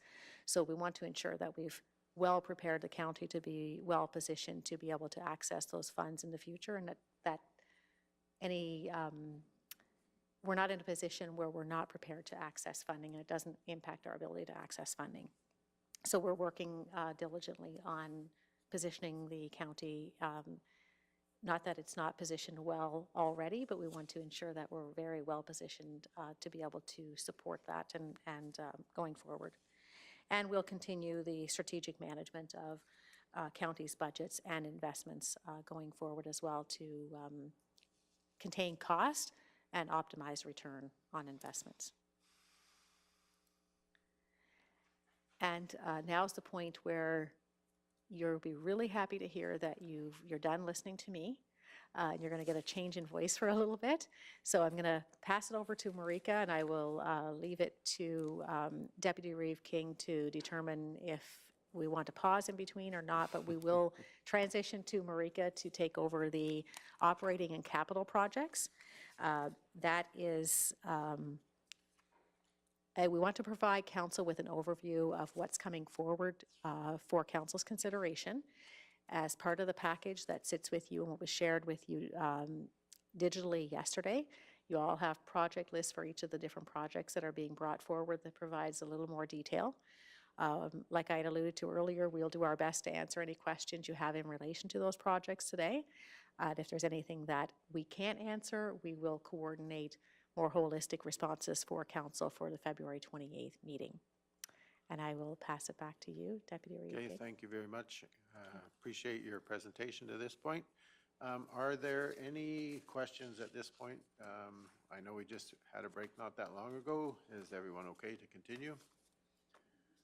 Okay, looks like we have, oh, sorry, Councillor Christie, question. With all the graphs that you had, and you talked about the tax rates of all the comparative counties, one of the comparative numbers that I'd like to see would be their capital budget, or their operating budget annually, to give us the reserve tell us a part of the story, but those reserves, I need to see what the operating part of that, what built that reserve. Yep. That is not something that I have at present, but we can most definitely pull together for council's information. Okay, thank you. So I'm hearing, Councillor Christie, that's operating budget versus reserve contribution. Okay. Thank you. Are there any other questions before we go on?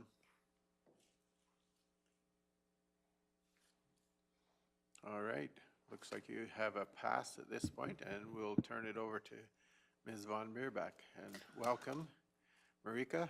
We always appreciate your contributions, so we look forward to it today. Good morning, Council. So first today I'm going to go through operating projects. Whereas capital projects are kind of defined as something where it's the purchase of a physical asset or an upgrade to a physical asset, operating projects are typically classified based on their ability to provide the organization with information or improve processes. So typically that means their studies, their software, or their things that result in a change of service level or a change of programming that the county offers. So these initiatives are separated from the core operating budget in order to provide council with a consolidated list of one-time projects and new initiatives that can be discussed during council deliberations. This ensures that there's a clear delineation between the funding required for core operations at service levels previously set by council, which you see within the core operating budget, and items with which administration or council have identified as discussion items for the budget process.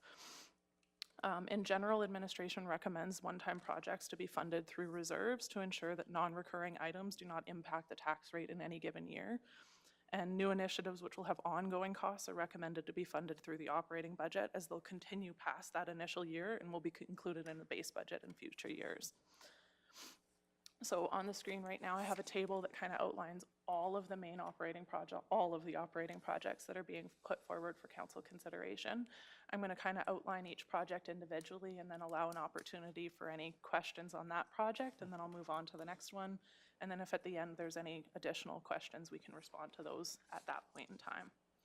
So the first project that we have on the first one is actually, we're going to classify this one as ongoing from one time, is strategic initiatives, and with a $200,000 cost. And for this year, we're recommending that be funded out of reserves. In the future, it would likely be something that would become a part of the core operating project that would be funding utilized to progress strategic initiatives for council in any given year.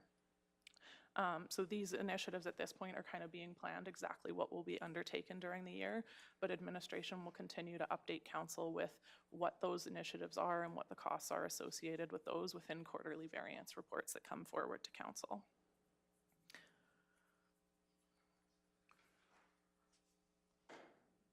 Okay, any questions? So I'm taking it that none of this money is necessarily attributed to a specific project, but those initiatives likely will come through in the next sort of calendar operating year.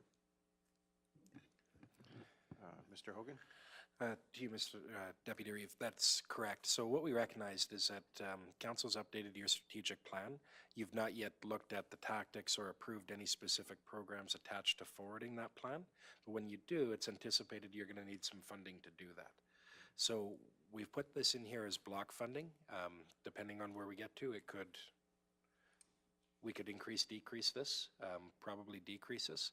But as an example, it would be, if you look at how your grant programs are structured and you want to structure them differently to maybe facilitate more activity in the halls or support for community groups, et cetera.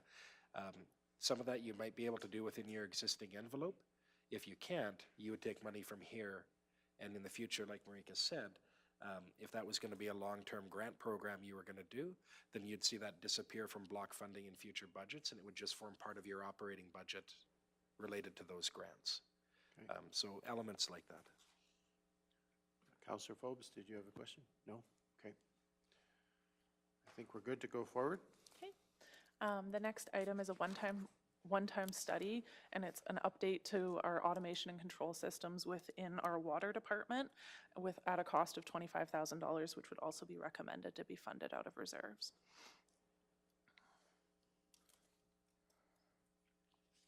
Okay. So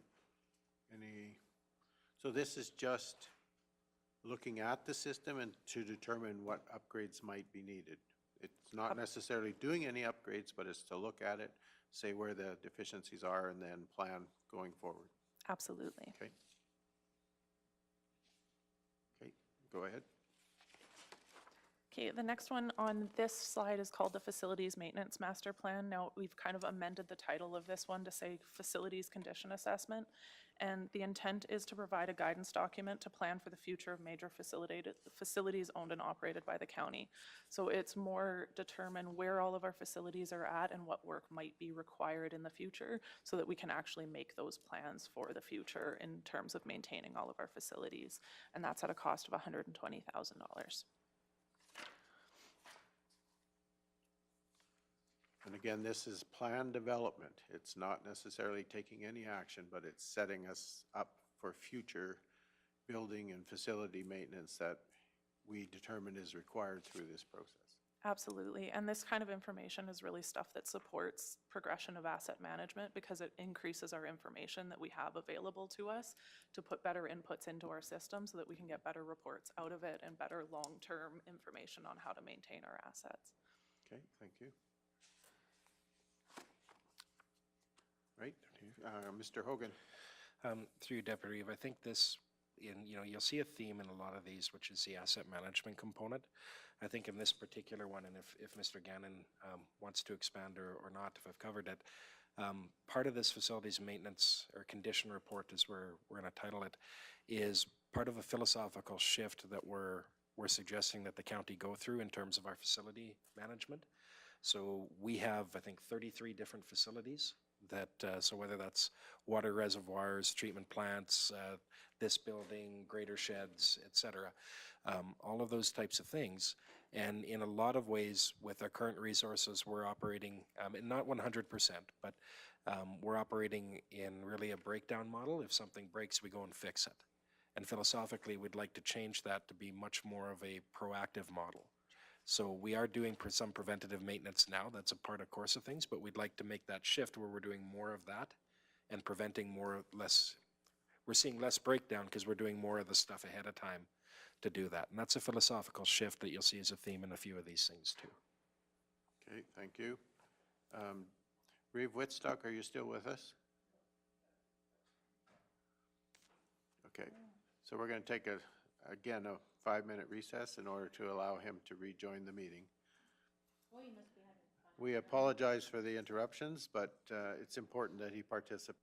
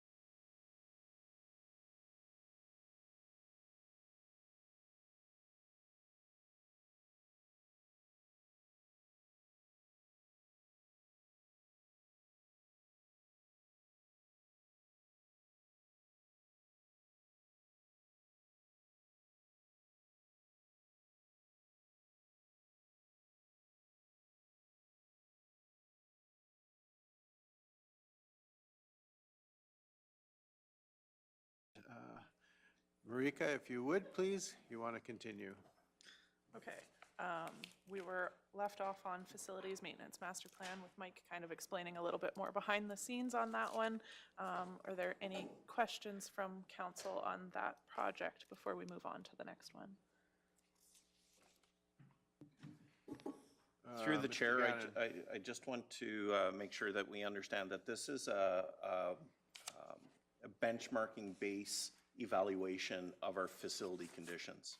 So in order for us to move ahead with life cycling and proper maintenance, we need to assess the current condition and potential risks or required maintenance on those facilities so we can plan appropriately and create a feasible proactive plan on that. And that's all done through the original condition assessment. So this will give us a base understanding of those facilities conditions and will give us multitude of information that will speak to the actual repair, but also potential future replacement of those facilities. Okay, Councillor Forbes. So how long will that master plan be good for then, years-wise? Most master plans are usually, through the chair, sorry, most master plans are usually contingent within a 5-year period. There's usually a reassessment within 5 years. This one is not a master plan. It's just mislabeled. We did review what a cost for a master plan would be, and it's not feasible at this point. I feel that we could do a lot of background work in order to create more information, and then once asset management starts moving forward, then we potentially can create a more feasible direct master plan that will be more effective with the additional information. Also, with the addition of a work order system, it'll create more information coming to us that allows more an analytical based approach to our maintenance rather than reactive through complaints for failures within our facilities. Okay, any further questions? All right, I think we're good to move on. Okay, we'll move on to the next one, which is a Huxley wastewater assessment. Again, this is another kind of information piece that's intended to determine the performance of the current system and identify any potential current concerns with the current system and recommend potential improvements or alternative system options. And that's at a cost of $25,000. Councillor Forbes. So years ago, we did hamlet studies. Are you using some of those studies currently? I mean, I know the pricing will not be the same, but the actual work that needs to be done would remain if you've not done the improvements since then. Thanks. Through the chair, yeah, we definitely will take that into consideration. All the plans we've done in the past, we have a lagoon study at the same idea that we're going to utilize the information we have on hand already. The basis of this overview is to kind of see the system is a little bit unique in its way with the low pressure collection system, individual owned tanks, privately owned tanks on each property, and then a communal wastewater release system at the lagoon there. So this study will really just look at any constraints that we have on the current system. It's going to provide some options for if council did want to review a gravity system with lift stations and that sort of thing. Just kind of give an overall, see if there's any pinch points or any collection issues in the system currently. And I had a question related to this as well. Is there any anticipation that there'll be some consultation with residents through this process? Yeah, so through the chair, I definitely recommend that we do have some community engagement with this, both during the investigation portion of it, just to kind of see. I think naturally we're going to have to get conversations going with the residents there to allow access onto the properties to see the condition of the current system that is on private land. As it sits right now, we don't have easements that I've found that we can actually access that. So all these conversations we'll have beforehand, and then I think it's prudent that we have an ending community consultation, just kind of see the direction council's agreed to go on it. Yeah, I was thinking when I was looking at this that although we own sort of from the curb outward, not all the problems necessarily are occurring within that portion of the system, and so it's going to be important that we look from the curb inward as well. So. Correct. Okay. Are there any other questions? Okay, I think we're moving on. Thank you. Okay, the next two projects, both the peace officer tracking software and the fire tracking software, these were originally put forward for council consideration, but since then, additional information is being explored by administration that we want to revisit these two initiatives in the future rather than going forward with them as they stand right now. So these are going to be pulled, you will see them in next week's budget book because just our timing, we haven't had the opportunity to pull them back out, but they are being pulled at this time for council consideration and will come back at a different time for council. So moving on from that, the next one is the pavement condition assessment report. And that one's for $60,000. This study will provide the county with information regarding the current condition of all county-maintained ACP, seal, and chip seal roads. And it'll provide data regarding road structures, surface condition, rutting measurements, oil content, strength and potential overlay asphalt designs. This study will provide the required information to determine the potential for reduced spring load bands as well. Any questions? Okay. Continue then. The next one after that is the gravel inventory replacement strategy for $25,000. As council is aware, we have approximately an 8 to 10 year supply of gravel currently on hand, but given that the county land itself is limited in gravel supply, administration is recommending this study to ensure that a long-term gravel supply is planned for.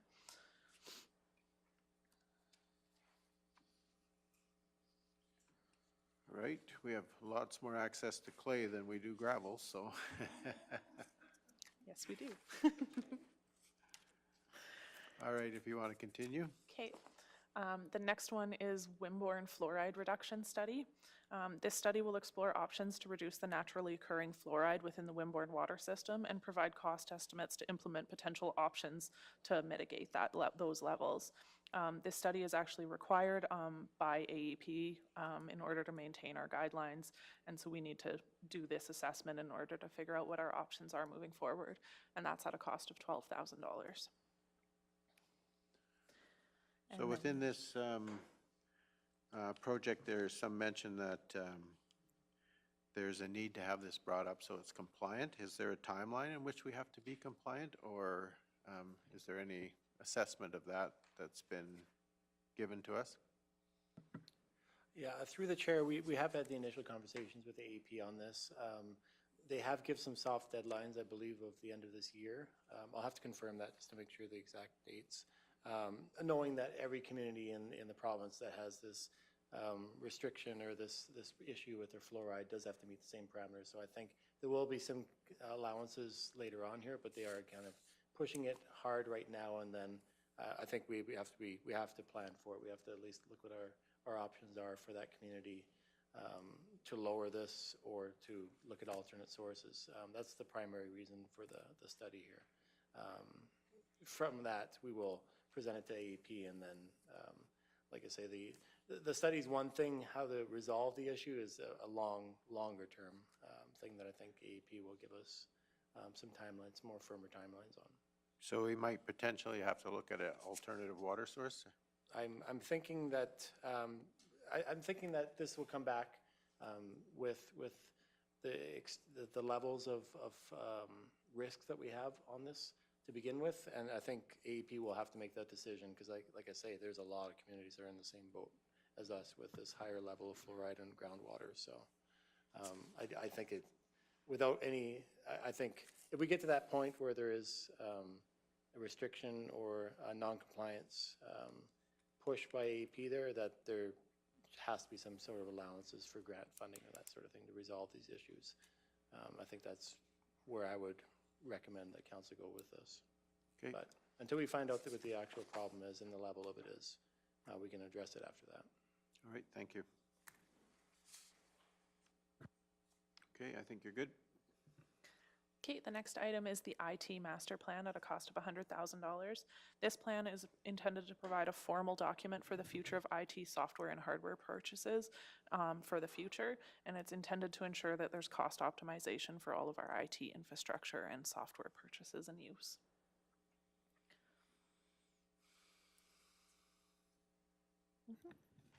Oh, Ms. Barney? Through the chair, Deputy King, Reeve King, if it's okay with you, I'd like to add a little bit additional Sure, context to yeah, that one. absolutely. Just to provide some historical context, in 2007, we added an IT resource to the county staff.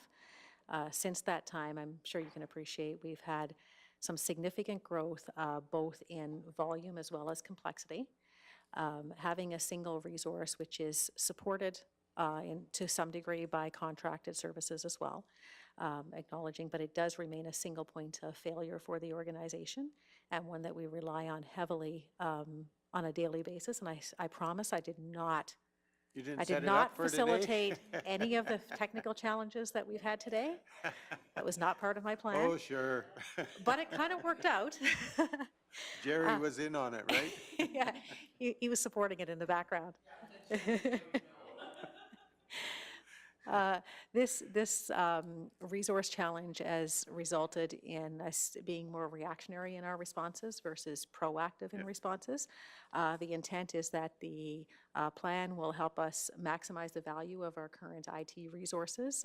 When we talk about replacement cost on those, our current resources sit at just under $600,000 in replacement value.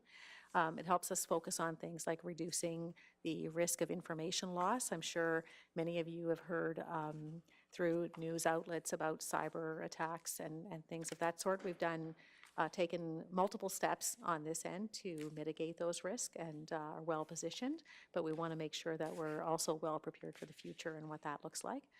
So it help us identify strategies for that, ensure alignment with our IT resources, looking at both our staffing as well as our contracted services, and identify potential opportunities to mitigate, like I had referenced, that single point of failure that we have there, and also develop more robust policies around IT services in general within Kneehill County. So I know the IT world sometimes is a little challenging for us to understand, at least for me.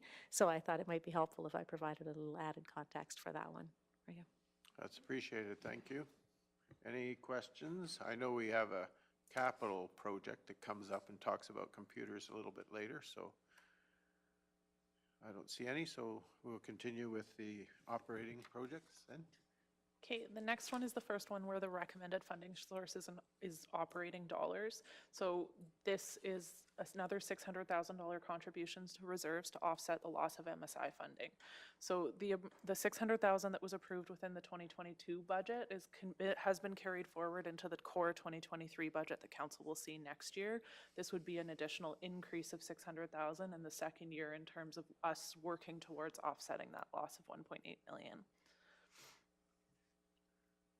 Any questions? We had that as a 3-year plan, right? That was our initial objective. That is correct. All right, I think you're good to go. Okay, the last operating project that we'll go over, again, is recommended to be funded out of the operating dollars because it's a new initiative that would be an annual thing that would be included within the core operating budget. And it's roadway line painting for all of our ACP hard surface roads. And it will provide safer traveling conditions for the traveling public. So this is not something we've historically built into the core operating budget on an annual basis and are looking to do so.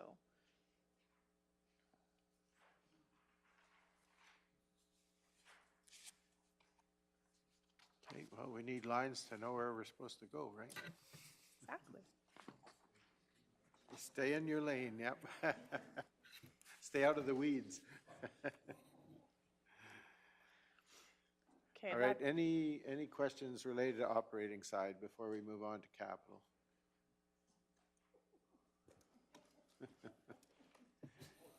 E.T. calling home. Okay. All right. We'll move on to capital side. Okay. Flipped one too many pages there. Okay. So capital projects are ones where there is a tangible asset that comes out of the purchase of these.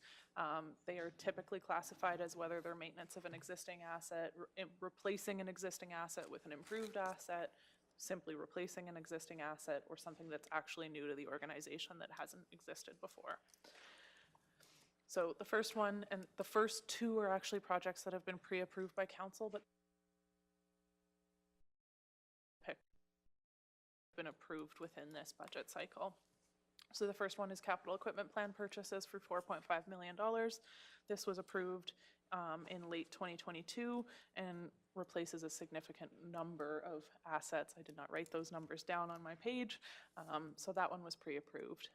The second one is the Gore Road ACP overlay, again pre-approved by council in late 2022, and that's for $3.2 million, and that one is actually MSI funded. So the next three projects, I'm going to kind of lump these together just because they're very similar, are three bridge file projects, two of which having significant costs within 2023, and one of which just having the planning phase within 2023 with the actual work to be completed in 2024. These three bridges have a range of structural ratings between 38% and 66%, and it's just they've been determined that they're kind of the next up on for replacement. Not seeing any questions so far. Going easy on me. So the next one is the Torrington Lagoon rehabilitation. And again, this one is, we're budgeting at this time only for $12,000 within 2023 to kind of do some of the pre-work and the pre-engineering and anticipated actual work being done in 2024. So this one is the first stage, and it's again, it's an AEP kind of requirement. There's some upgrades that are needed to be done in order to be compliant.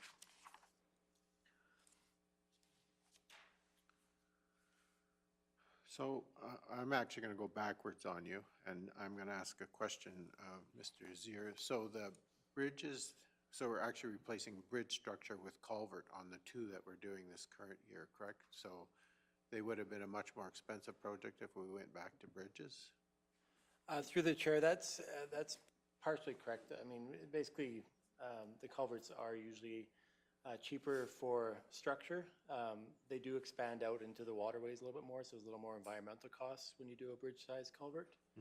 But overall, I think wherever we can, we're trying to steer that way in the county here, where we have bridge-side culverts replacing single span and even double span if we can, the larger bridges. Just the allowance for reduction in width restrictions, it won't eliminate it totally, but the guardrails being eliminated, and then any maintenance around that sort of thing is greatly reduced with the bridge-sized culverts. So wherever you see where we've kind of got the direction to the engineers, wherever you see that we can make these happen, we try and push them forward like that. Okay, and then going back to the Torrington Lagoon, so again, in the Hamlet study way back, we had some deficiencies noted.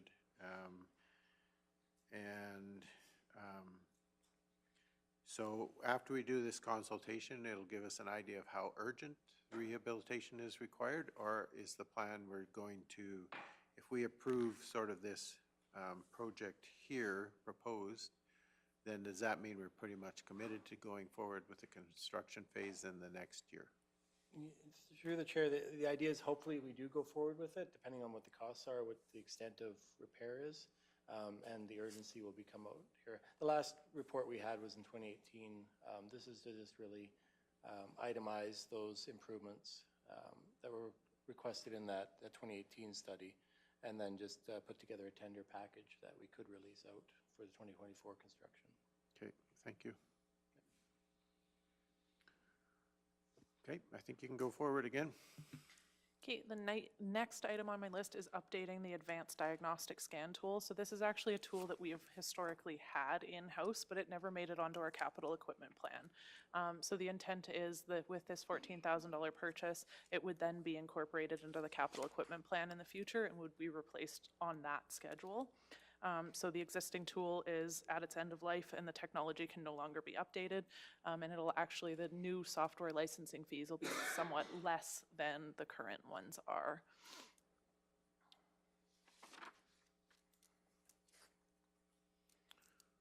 I think you're going to get a free ride on that one. Yep. Okay. The next one is IT plan purchases. So this is the annual items for the IT infrastructure that are up for renewal. And as council's kind of aware, there is offsetting contributions within each departmental operating budget every year that contribute into the IT reserve in order to fund these. And the justification for that was sometimes the purchases kind of fluctuate year to year, whereas we can maintain the contributions to reserves at a steady rate. So this is purely what we need this year to maintain that IT infrastructure. And our long-term plan is going to help us figure this out more. Yeah, it will make it more formalized, absolutely. Okay. Councillor Cunningham. Just, I know it's probably not the same across the board, but what would be the approximate age of the equipment that you're looking to replace? I'm not IT, but I believe it's typically, I think most of our computers are kind of on a 4-year rotation cycle. And we've kind of moved a little bit more towards automatically replacing some of this equipment and really replacing it when it actually needs to be replaced. Yeah, 5 years. I've been corrected. It's 5 years. Mr. Hogan, did you have a comment or not? I'll just expand on what Marika has said. So we used to do this up until I think 2 or 3 years ago. We used to be on a 3-year replacement cycle. It was a recommendation of IT looking at this that we weren't seeing a breakdown pattern over 3 years. So we came to council as part of that budget discussion and said we'd like to extend this further because we think the equipment will last. With the caveat that if we start seeing breakdowns on that longer period, we're going to be back to say we need to shorten it again. So we've lengthened it, and it's worked. So that's the cycle that we're on. So that extension was done a couple of years ago as a way to spread out the cost and lessen it. And you know, at this point in time, I think we're seeing that's worked. Well, my assumption would be that the development of that IT plan will give us a reassessment of whether it's actually proving itself to be true or not. I think that might be a small part of it, but I think the larger part is more just what should we be doing, what should we be looking at in the future, and really taking that so that we have, you know, and maybe I'll jump in there. In the book, we've identified that right now that's a single point of failure for the county, and we don't mean that's directed at Will. Will is amazing for us, but what we mean is if Will is gone for an extended period of time, he is our only IT resource. And so there's a vulnerability there for the county, right? As we go through, and you'll see, I think in this year and probably the short-term future, you'll see us talk more about that type of idea where we've got, you know, exactly one resource that does a thing, and if that resource becomes unable to do that thing, that can present problems for the county's operating. Okay. And Ms. Barney, did you have a comment you wanted to make? No, through the chair. I was just going to add that our computer systems are on a 5-year replacement cycle, whereas our network is on a 7-year because of the type of infrastructure and the typical lifespan that's associated with that. Okay, thank you. Any other questions? Okay, I think you're good to go again, please. Okay, the next one is similar to the diagnostic tool, is the air conditioning machine. Currently, air conditioning repairs are sent for external repair as the old machine is now outdated. So the purchase of this equipment would allow for repairs to be completed internally and would decrease downtime for equipment when these repairs are required. And similar to the other machine, this would, if approved, would then get it rolled into the capital equipment plan and would be replaced on a cycle. And that's for $14,000. Councillor Cunningham. So I'm just wondering, would you folks have anybody in-house that's qualified to be able to do the air conditioning work? Sorry, Mr. yeah, Zier? through the chair. Oh, Go yeah, ahead. Through the chair, we do have the staff and certification inside. All right, any other questions? Okay, we're moving on. Okay, the next one is this CPO truck to Torrington Fire Utility. The proposal is to take a unit which is currently slated for replacement and repurpose it to replace a unit for which the lifespan is up. Currently, this unit is not on the capital equipment plan, but again, would be added to that plan upon approval. So at this time, it would be a $15,000 cost, and then when it's added onto the plan, it would be for the full cost to replace that asset, including the truck itself. And that's anticipated to happen within this calendar year then? That is the plan, yes. And then it would be added to the long-term plan? Yeah.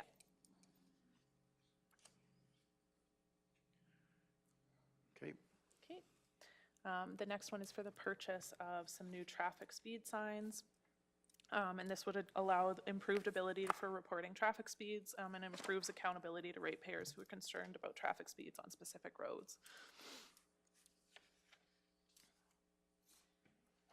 Did you have any specific roads in mind?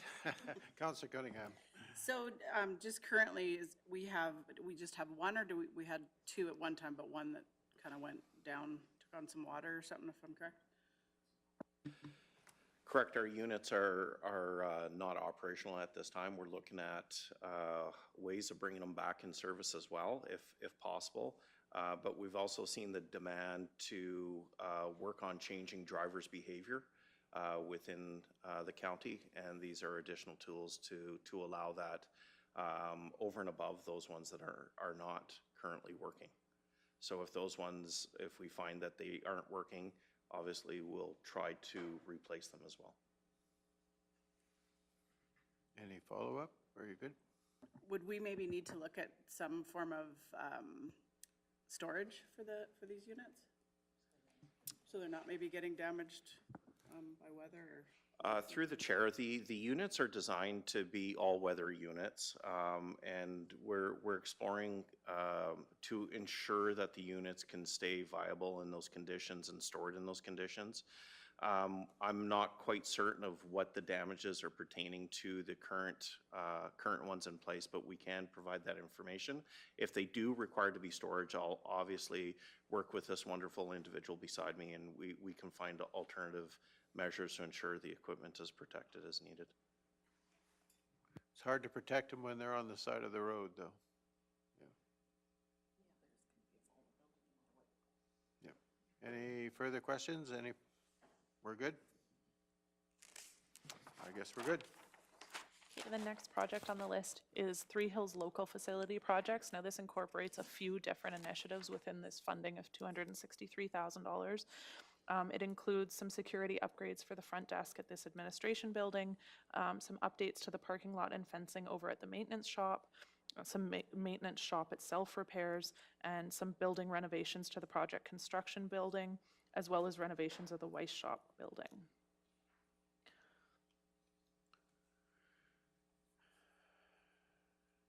Any questions? So this sounds like some security and other things, as well as just upgrades for more parking spaces and so on. Okay. We're good to go? Looks like we're okay to move on then. Okay, the next one is some additional repairs to different buildings that are outside of the Three Hills area for $489,000. Again, this incorporates a few different initiatives. The most prominent one of that is the decommissioning of the old carbon grader shop. It's got some asbestos in it, so it needs to actually be contracted out in order to decommission that building. It also includes some site securement at the red bin grader shop in order to improve security at that site, and upgrades to various transfer sites.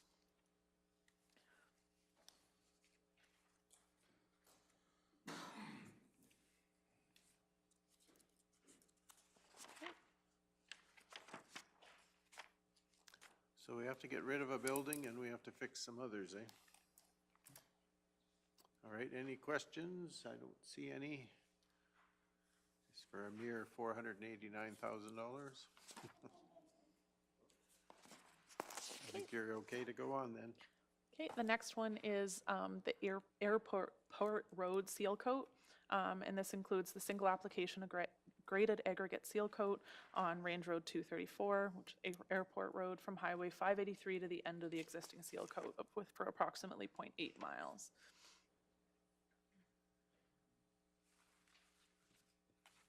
Any questions? Seal coat on the airport road? None. Okay, I guess we're moving on. The next one is similar, same type of thing on the PBI road. So on Range Road 240 from Highway 583 to the end of the existing seal coat, which is approximately 1.3 miles.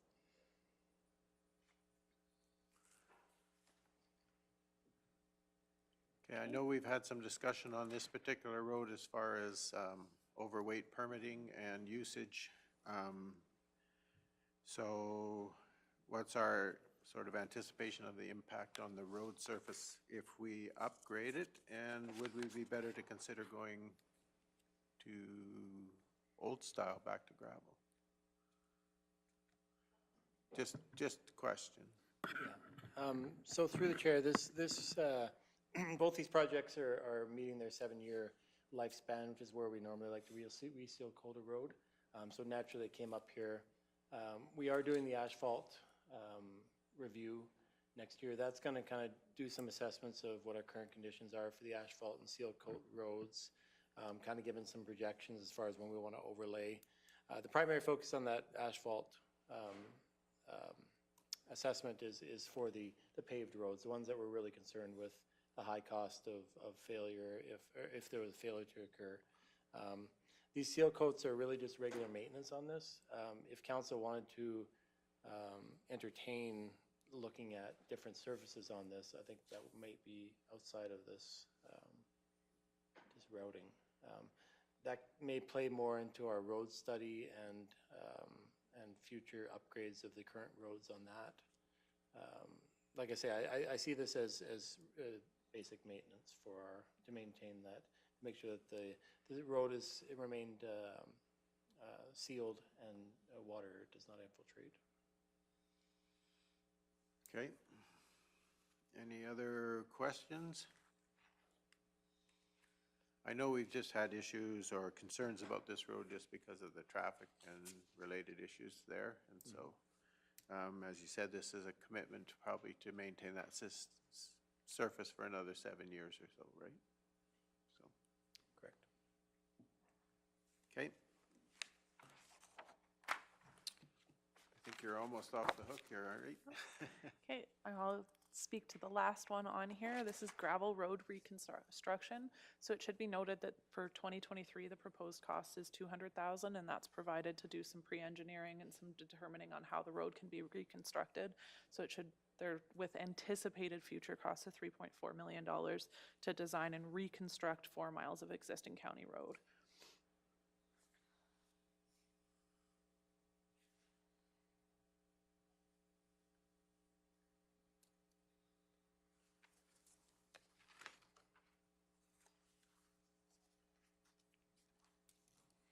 I assume this is an identified road that we're working on?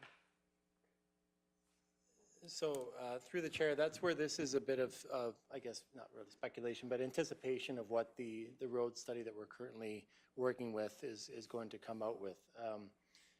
Looking at construction of 4 miles every 2 years is kind of where I'm hoping that the engineers and we agree on as adequate for ensuring that our, going back to goals of council, our high quality infrastructure, that we're maintaining these roads, that we're finding these problem areas and we're rebuilding these roads rather than just constantly spending lots of maintenance costs on them. So the road study is going to come back with not necessarily a specific road. We need to rebuild this road or this road. If you remember, when we proposed this road study, it's more of a higher level methodology on how we actually approach road construction here, how we're looking at our problem areas, our high maintenance areas, our high traffic collisions, sightline issues, all those kind of things going to play into what's ultimately going to be a decision matrix kind of rating of our current road areas. So that's why you don't see an actual road tied to this road construction. It's going to hopefully come out through the year here as after the road study is done, we can take those parameters, take the roads that we think are going to meet that, and then propose that back to council later this year. So that's it's a bit of a process, and this is future thinking on that we don't get left another year here without having design budget for it. So, Reeve Whitstock?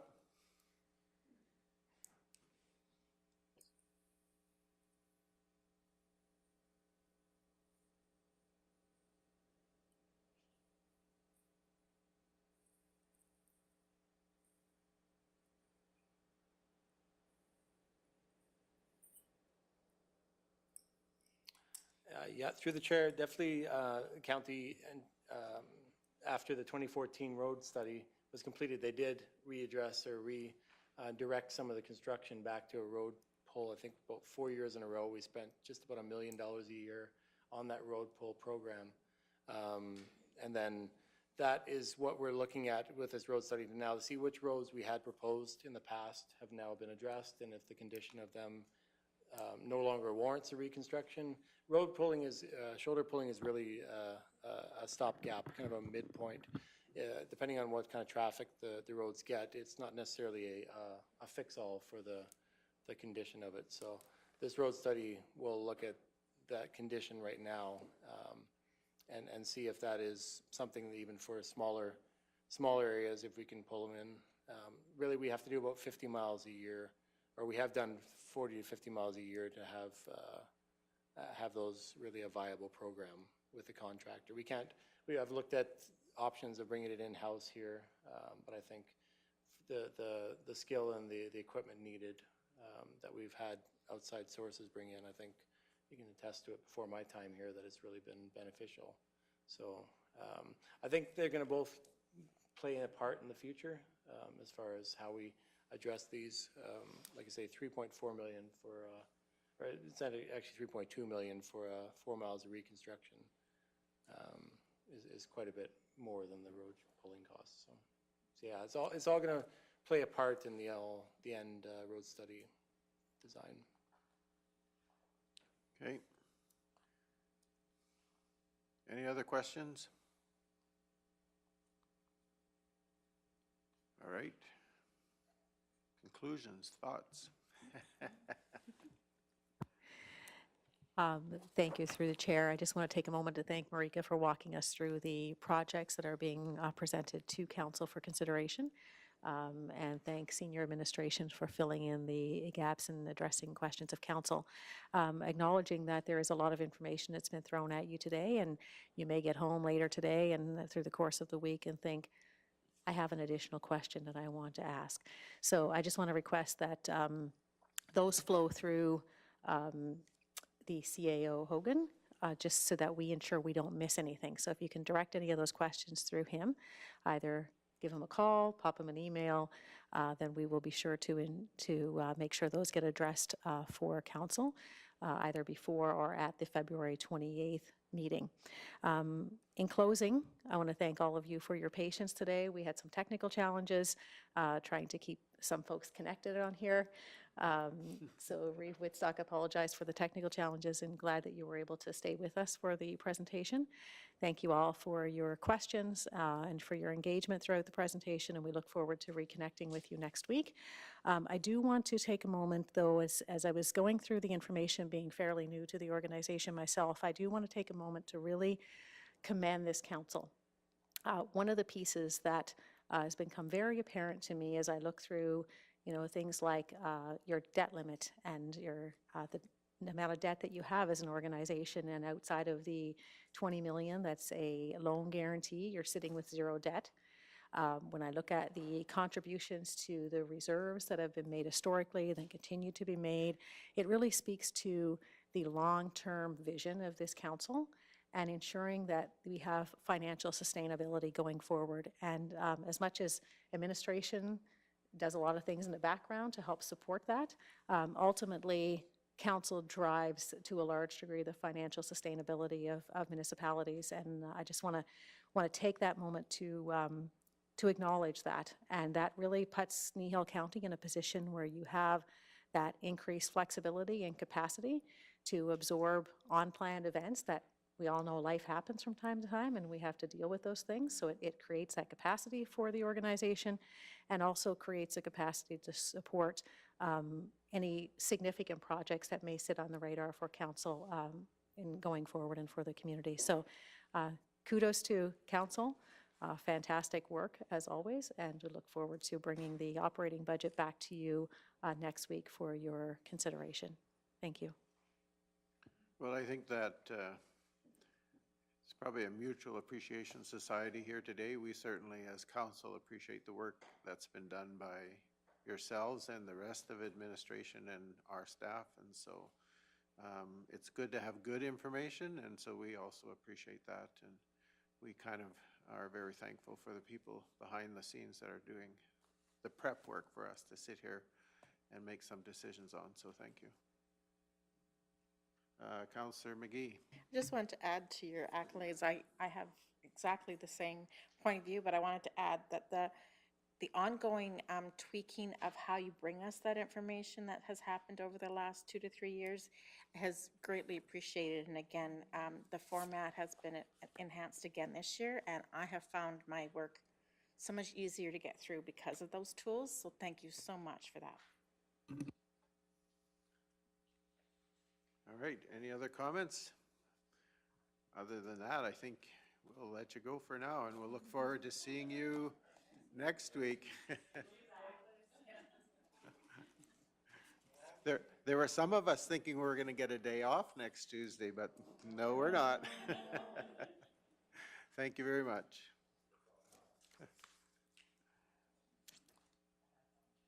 All right, so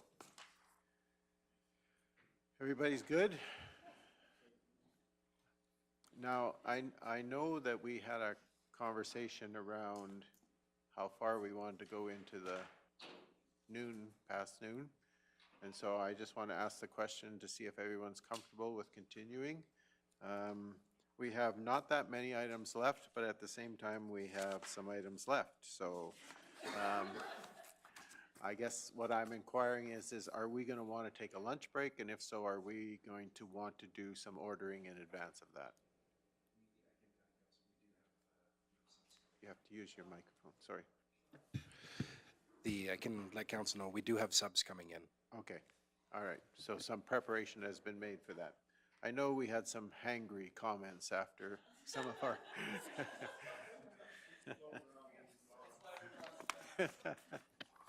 All right. One of the things I appreciate about the council that we have is that there is a good harmony in the group, and I think we work well together. And kudos to both, I'd say, to Councillor Cunningham and Phobes. I mean, you've gotten up to speed, I think, quicker than I ever did as a first-time councillor, and so your participation is much appreciated. So just so you know that, so welcome to the team, and we're glad you're here. So yeah, you're old. You're old timers now. Yeah. All right, but I digress. So let's go back to business. So we'll go on to 7.1, which is the Kneehill Area Community Discovery Nights. And we'll have to find that in our package, but so 7.1. And Mr. Hogan, you're taking that one? I am. Thank you, Deputy Reeve.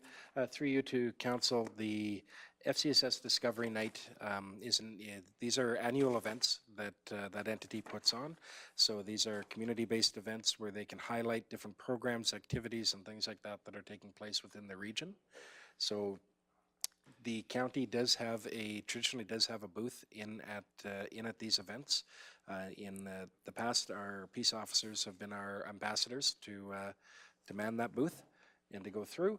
There is a opportunity or invitation for council or members of council to take part in these as well. Really, you get to stand into the booth and talk with people. So there are no supreme presentation skills required or anything like that. It's you just get to be there and talk. So the recommendation is that council receive this for information. However, in the background, what the council has traditionally done is kind of sorted out who is attending which event. Okay, so we have Reeve Whitstock.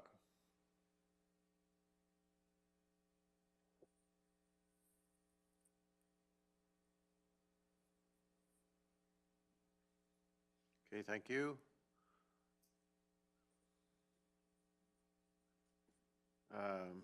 Councillor McGhee. I'll volunteer for the carbon one on March 9th. And I will join her if I'm available. Okay, In March. Councillor Penner. Councillor Cunningham. I guess we're looking really far ahead, but I don't see a date yet for Three Hills, but that's usually traditionally in September, right? So I would be happy to attend that one unless, yeah, who knows, that's a ways away, but yeah, and I did go up to Trochu last year and enjoyed both of them. Yeah, so we'll deal with the three that are in front of us here, and I'm sure we'll get an invite down the road for both Three Hills and Trochu. Yep. Any other comments? So we have Jerry, who's agreed to go to Linden and Acme, and Faye and Debbie potentially going to Carbon. And other than that, we need probably just a motion to receive for information. So Councillor Cunningham. I move that council receive for information the Three Hills Community Discovery Night Report. And I think that motion should probably read the Acme Linden Carbon Discovery Night reports.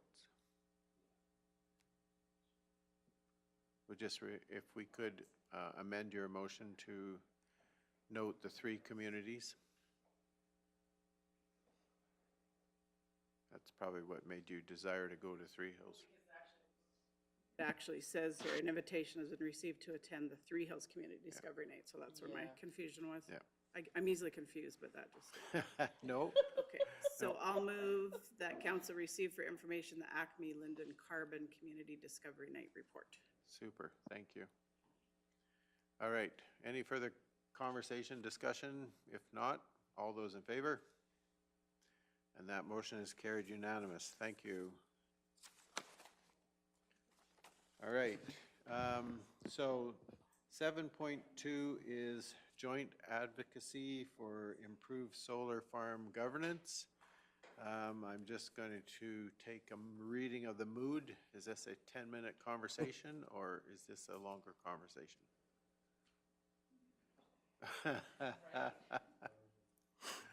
Okay, well, then we'll start with it and see where we end up, and so we'll go from there. So again, 7.2, joint advocacy for improved solar farm governance, and Mr. Hogan, I see you have been tagged for this one.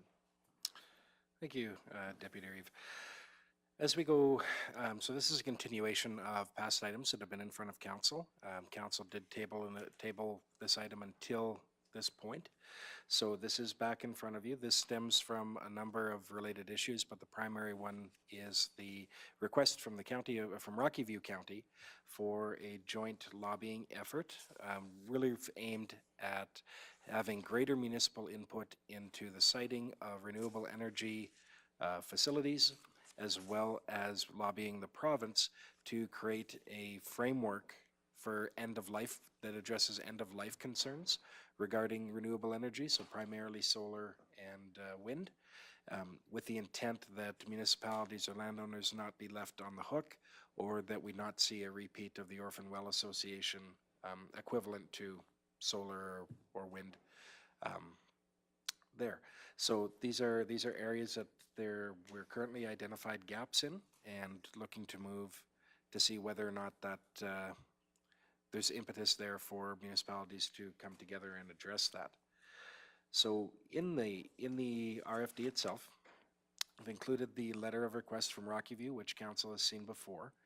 We can report that at the time of writing, and as far as we know today, the Rocky View has indicated that themselves, Cypress, and MD of Willow Creek have all signed on to take part in the project.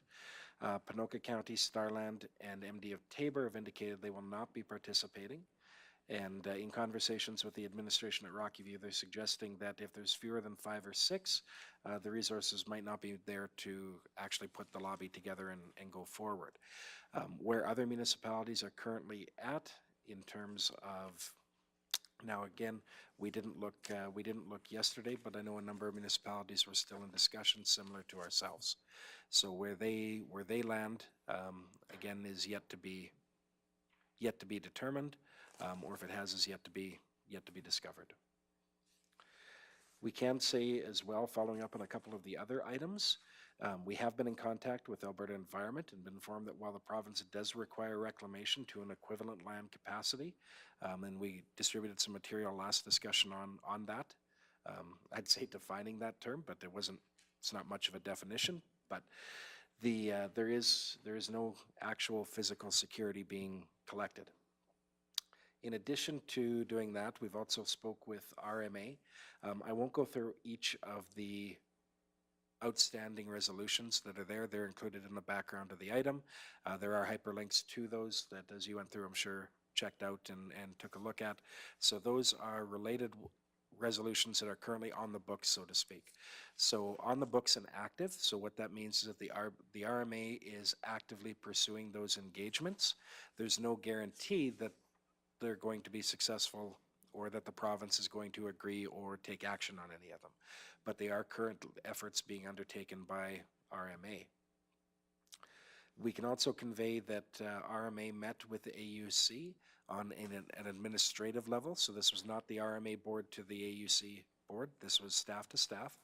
And RMA has conveyed that I'm able to share with you that in that discussion, the AUC did make the point that these items are looked at in relation to the public good, to which RMA countered that point by saying food security is also in the interest of the public good. So putting that onto the radar, and there are no confirmations, but they are looking at the possibility of having the AUC present at the upcoming convention in some capacity. What some capacity means is still there. So whether that's as an actual speaker, whether that's a breakout session, whether that's a booth, who knows, right?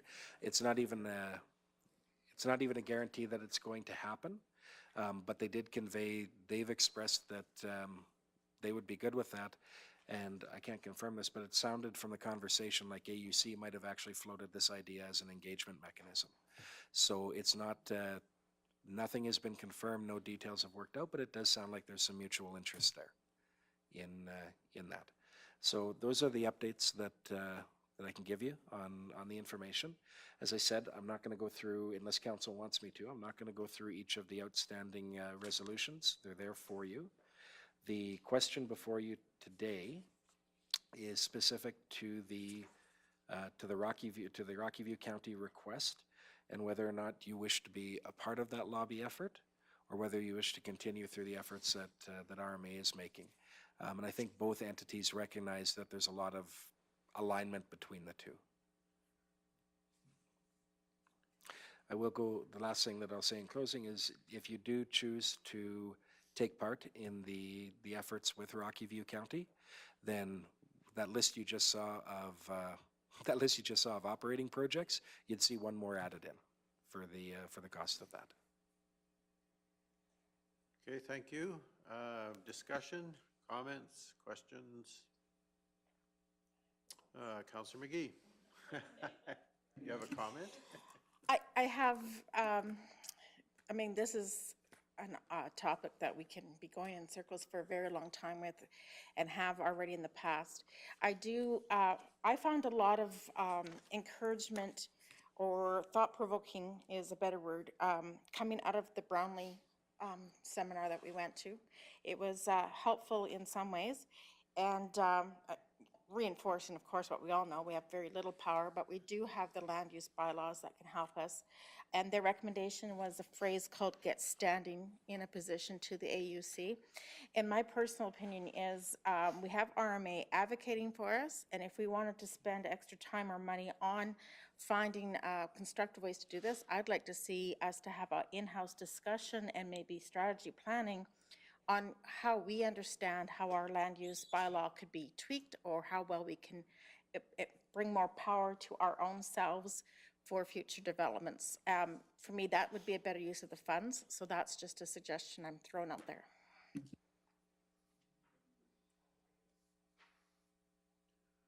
Councillor Cunningham. So I totally agree with what Councillor McGhee said. Just in some discussions with some other municipalities, I think we've seen, you know, like even in the time that I've been on council, this topic has absolutely exploded. Every meeting, every conference we go to, it's one of the top hot 3 topics. So I'm totally in favor of having the RMA advocate for us at this time. I don't know if it would be possible to send Rocky View a letter and say, you know, we're going to stand behind the RMA advocacy. we've got a potential change in government, or maybe not, we don't know. There could be a lot happening in the spring.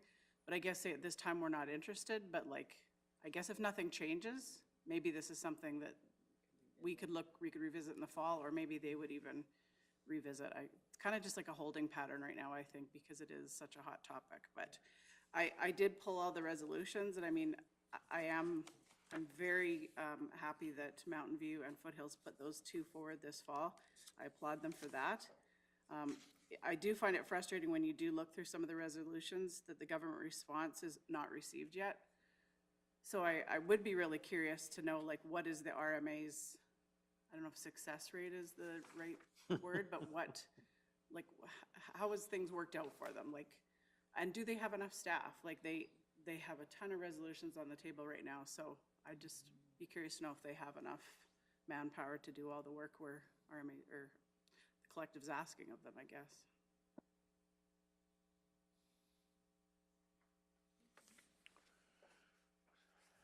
So do you want to try taking a stab at responding to that, Mr. Hogan?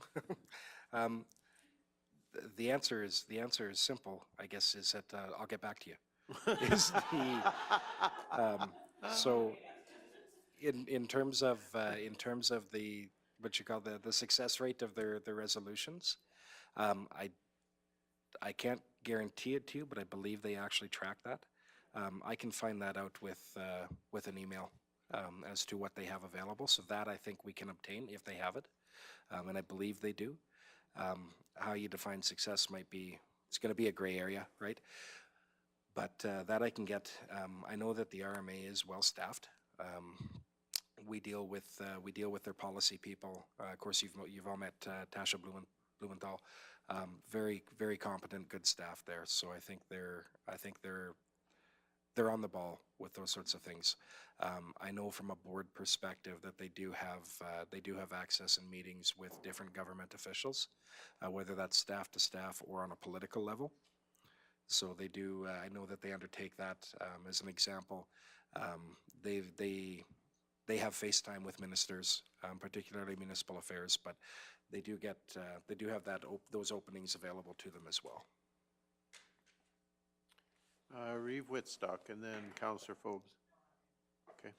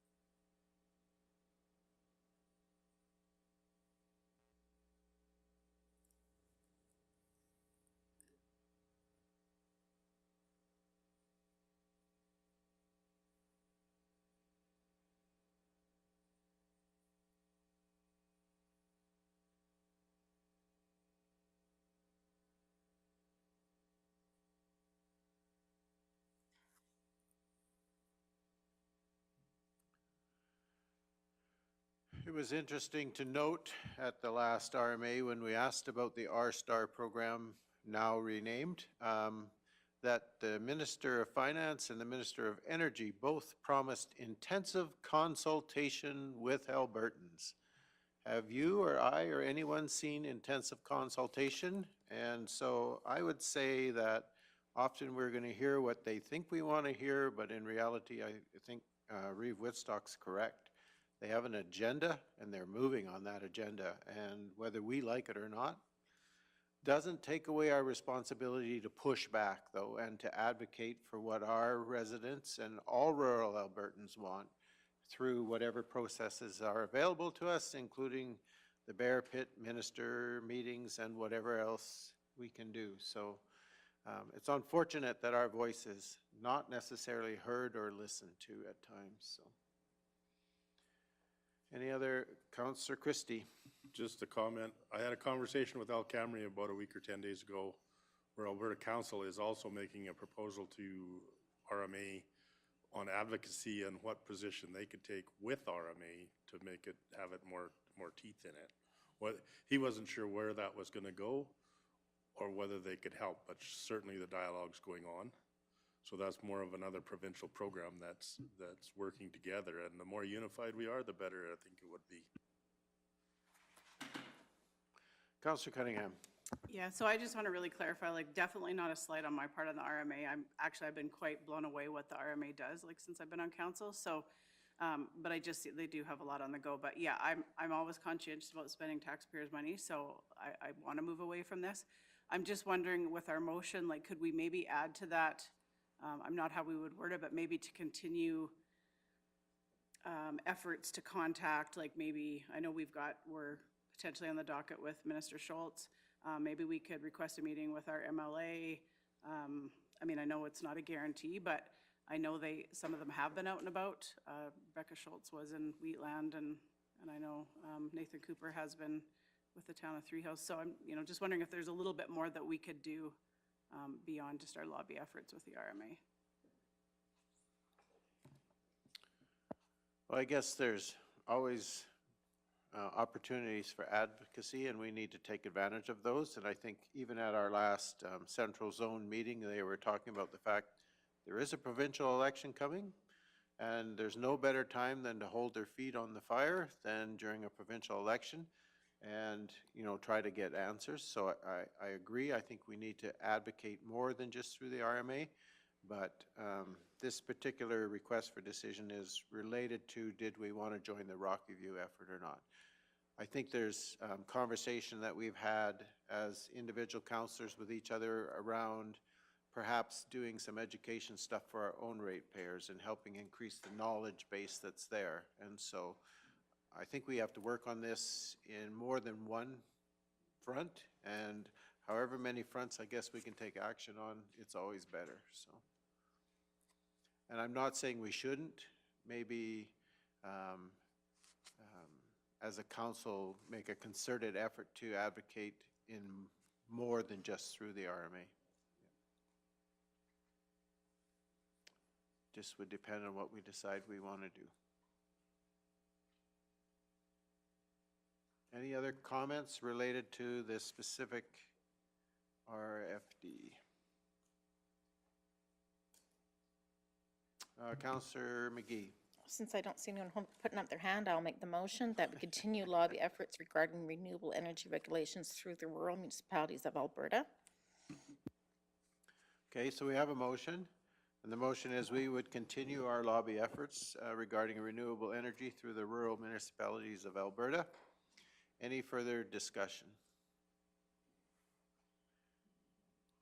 I don't see any. Reeve Whitstock, did you want to add to the conversation? No? Okay. Mr. Hogan.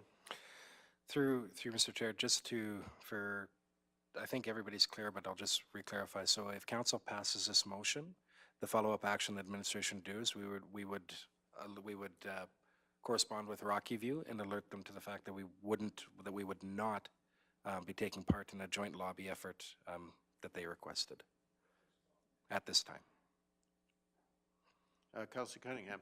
Could we just add to that we encourage their efforts, and maybe if, this doesn't, it might not go through them. I think they said they want 5, so maybe it won't happen at this time, but, that we'd be open, I don't know how we'd word that, but open to looking at it again potentially in the future, or? Through Mr. Chair, we could. It was the main point is we'd be alerting them that we're not in now, right? Could we revisit that in the future if council decided? We can make that known. I think Rockview would take encouragement in the form of $10,000 and appreciate that, but however, we're saying no at this particular point in time. So, okay, so we have the motion. Any further discussion? And our motion is we'll continue through RMA rather than any other avenue at this point. Okay, seeing no further discussion, I'm going to ask the question. All those in favor? And that is carried unanimously. Thank you. And so, as it is now 12:07, I am going to recess for lunch, and I'm going to say let's take the remaining portion of this hour for lunch, and we'll be back at 1. So we're in recess.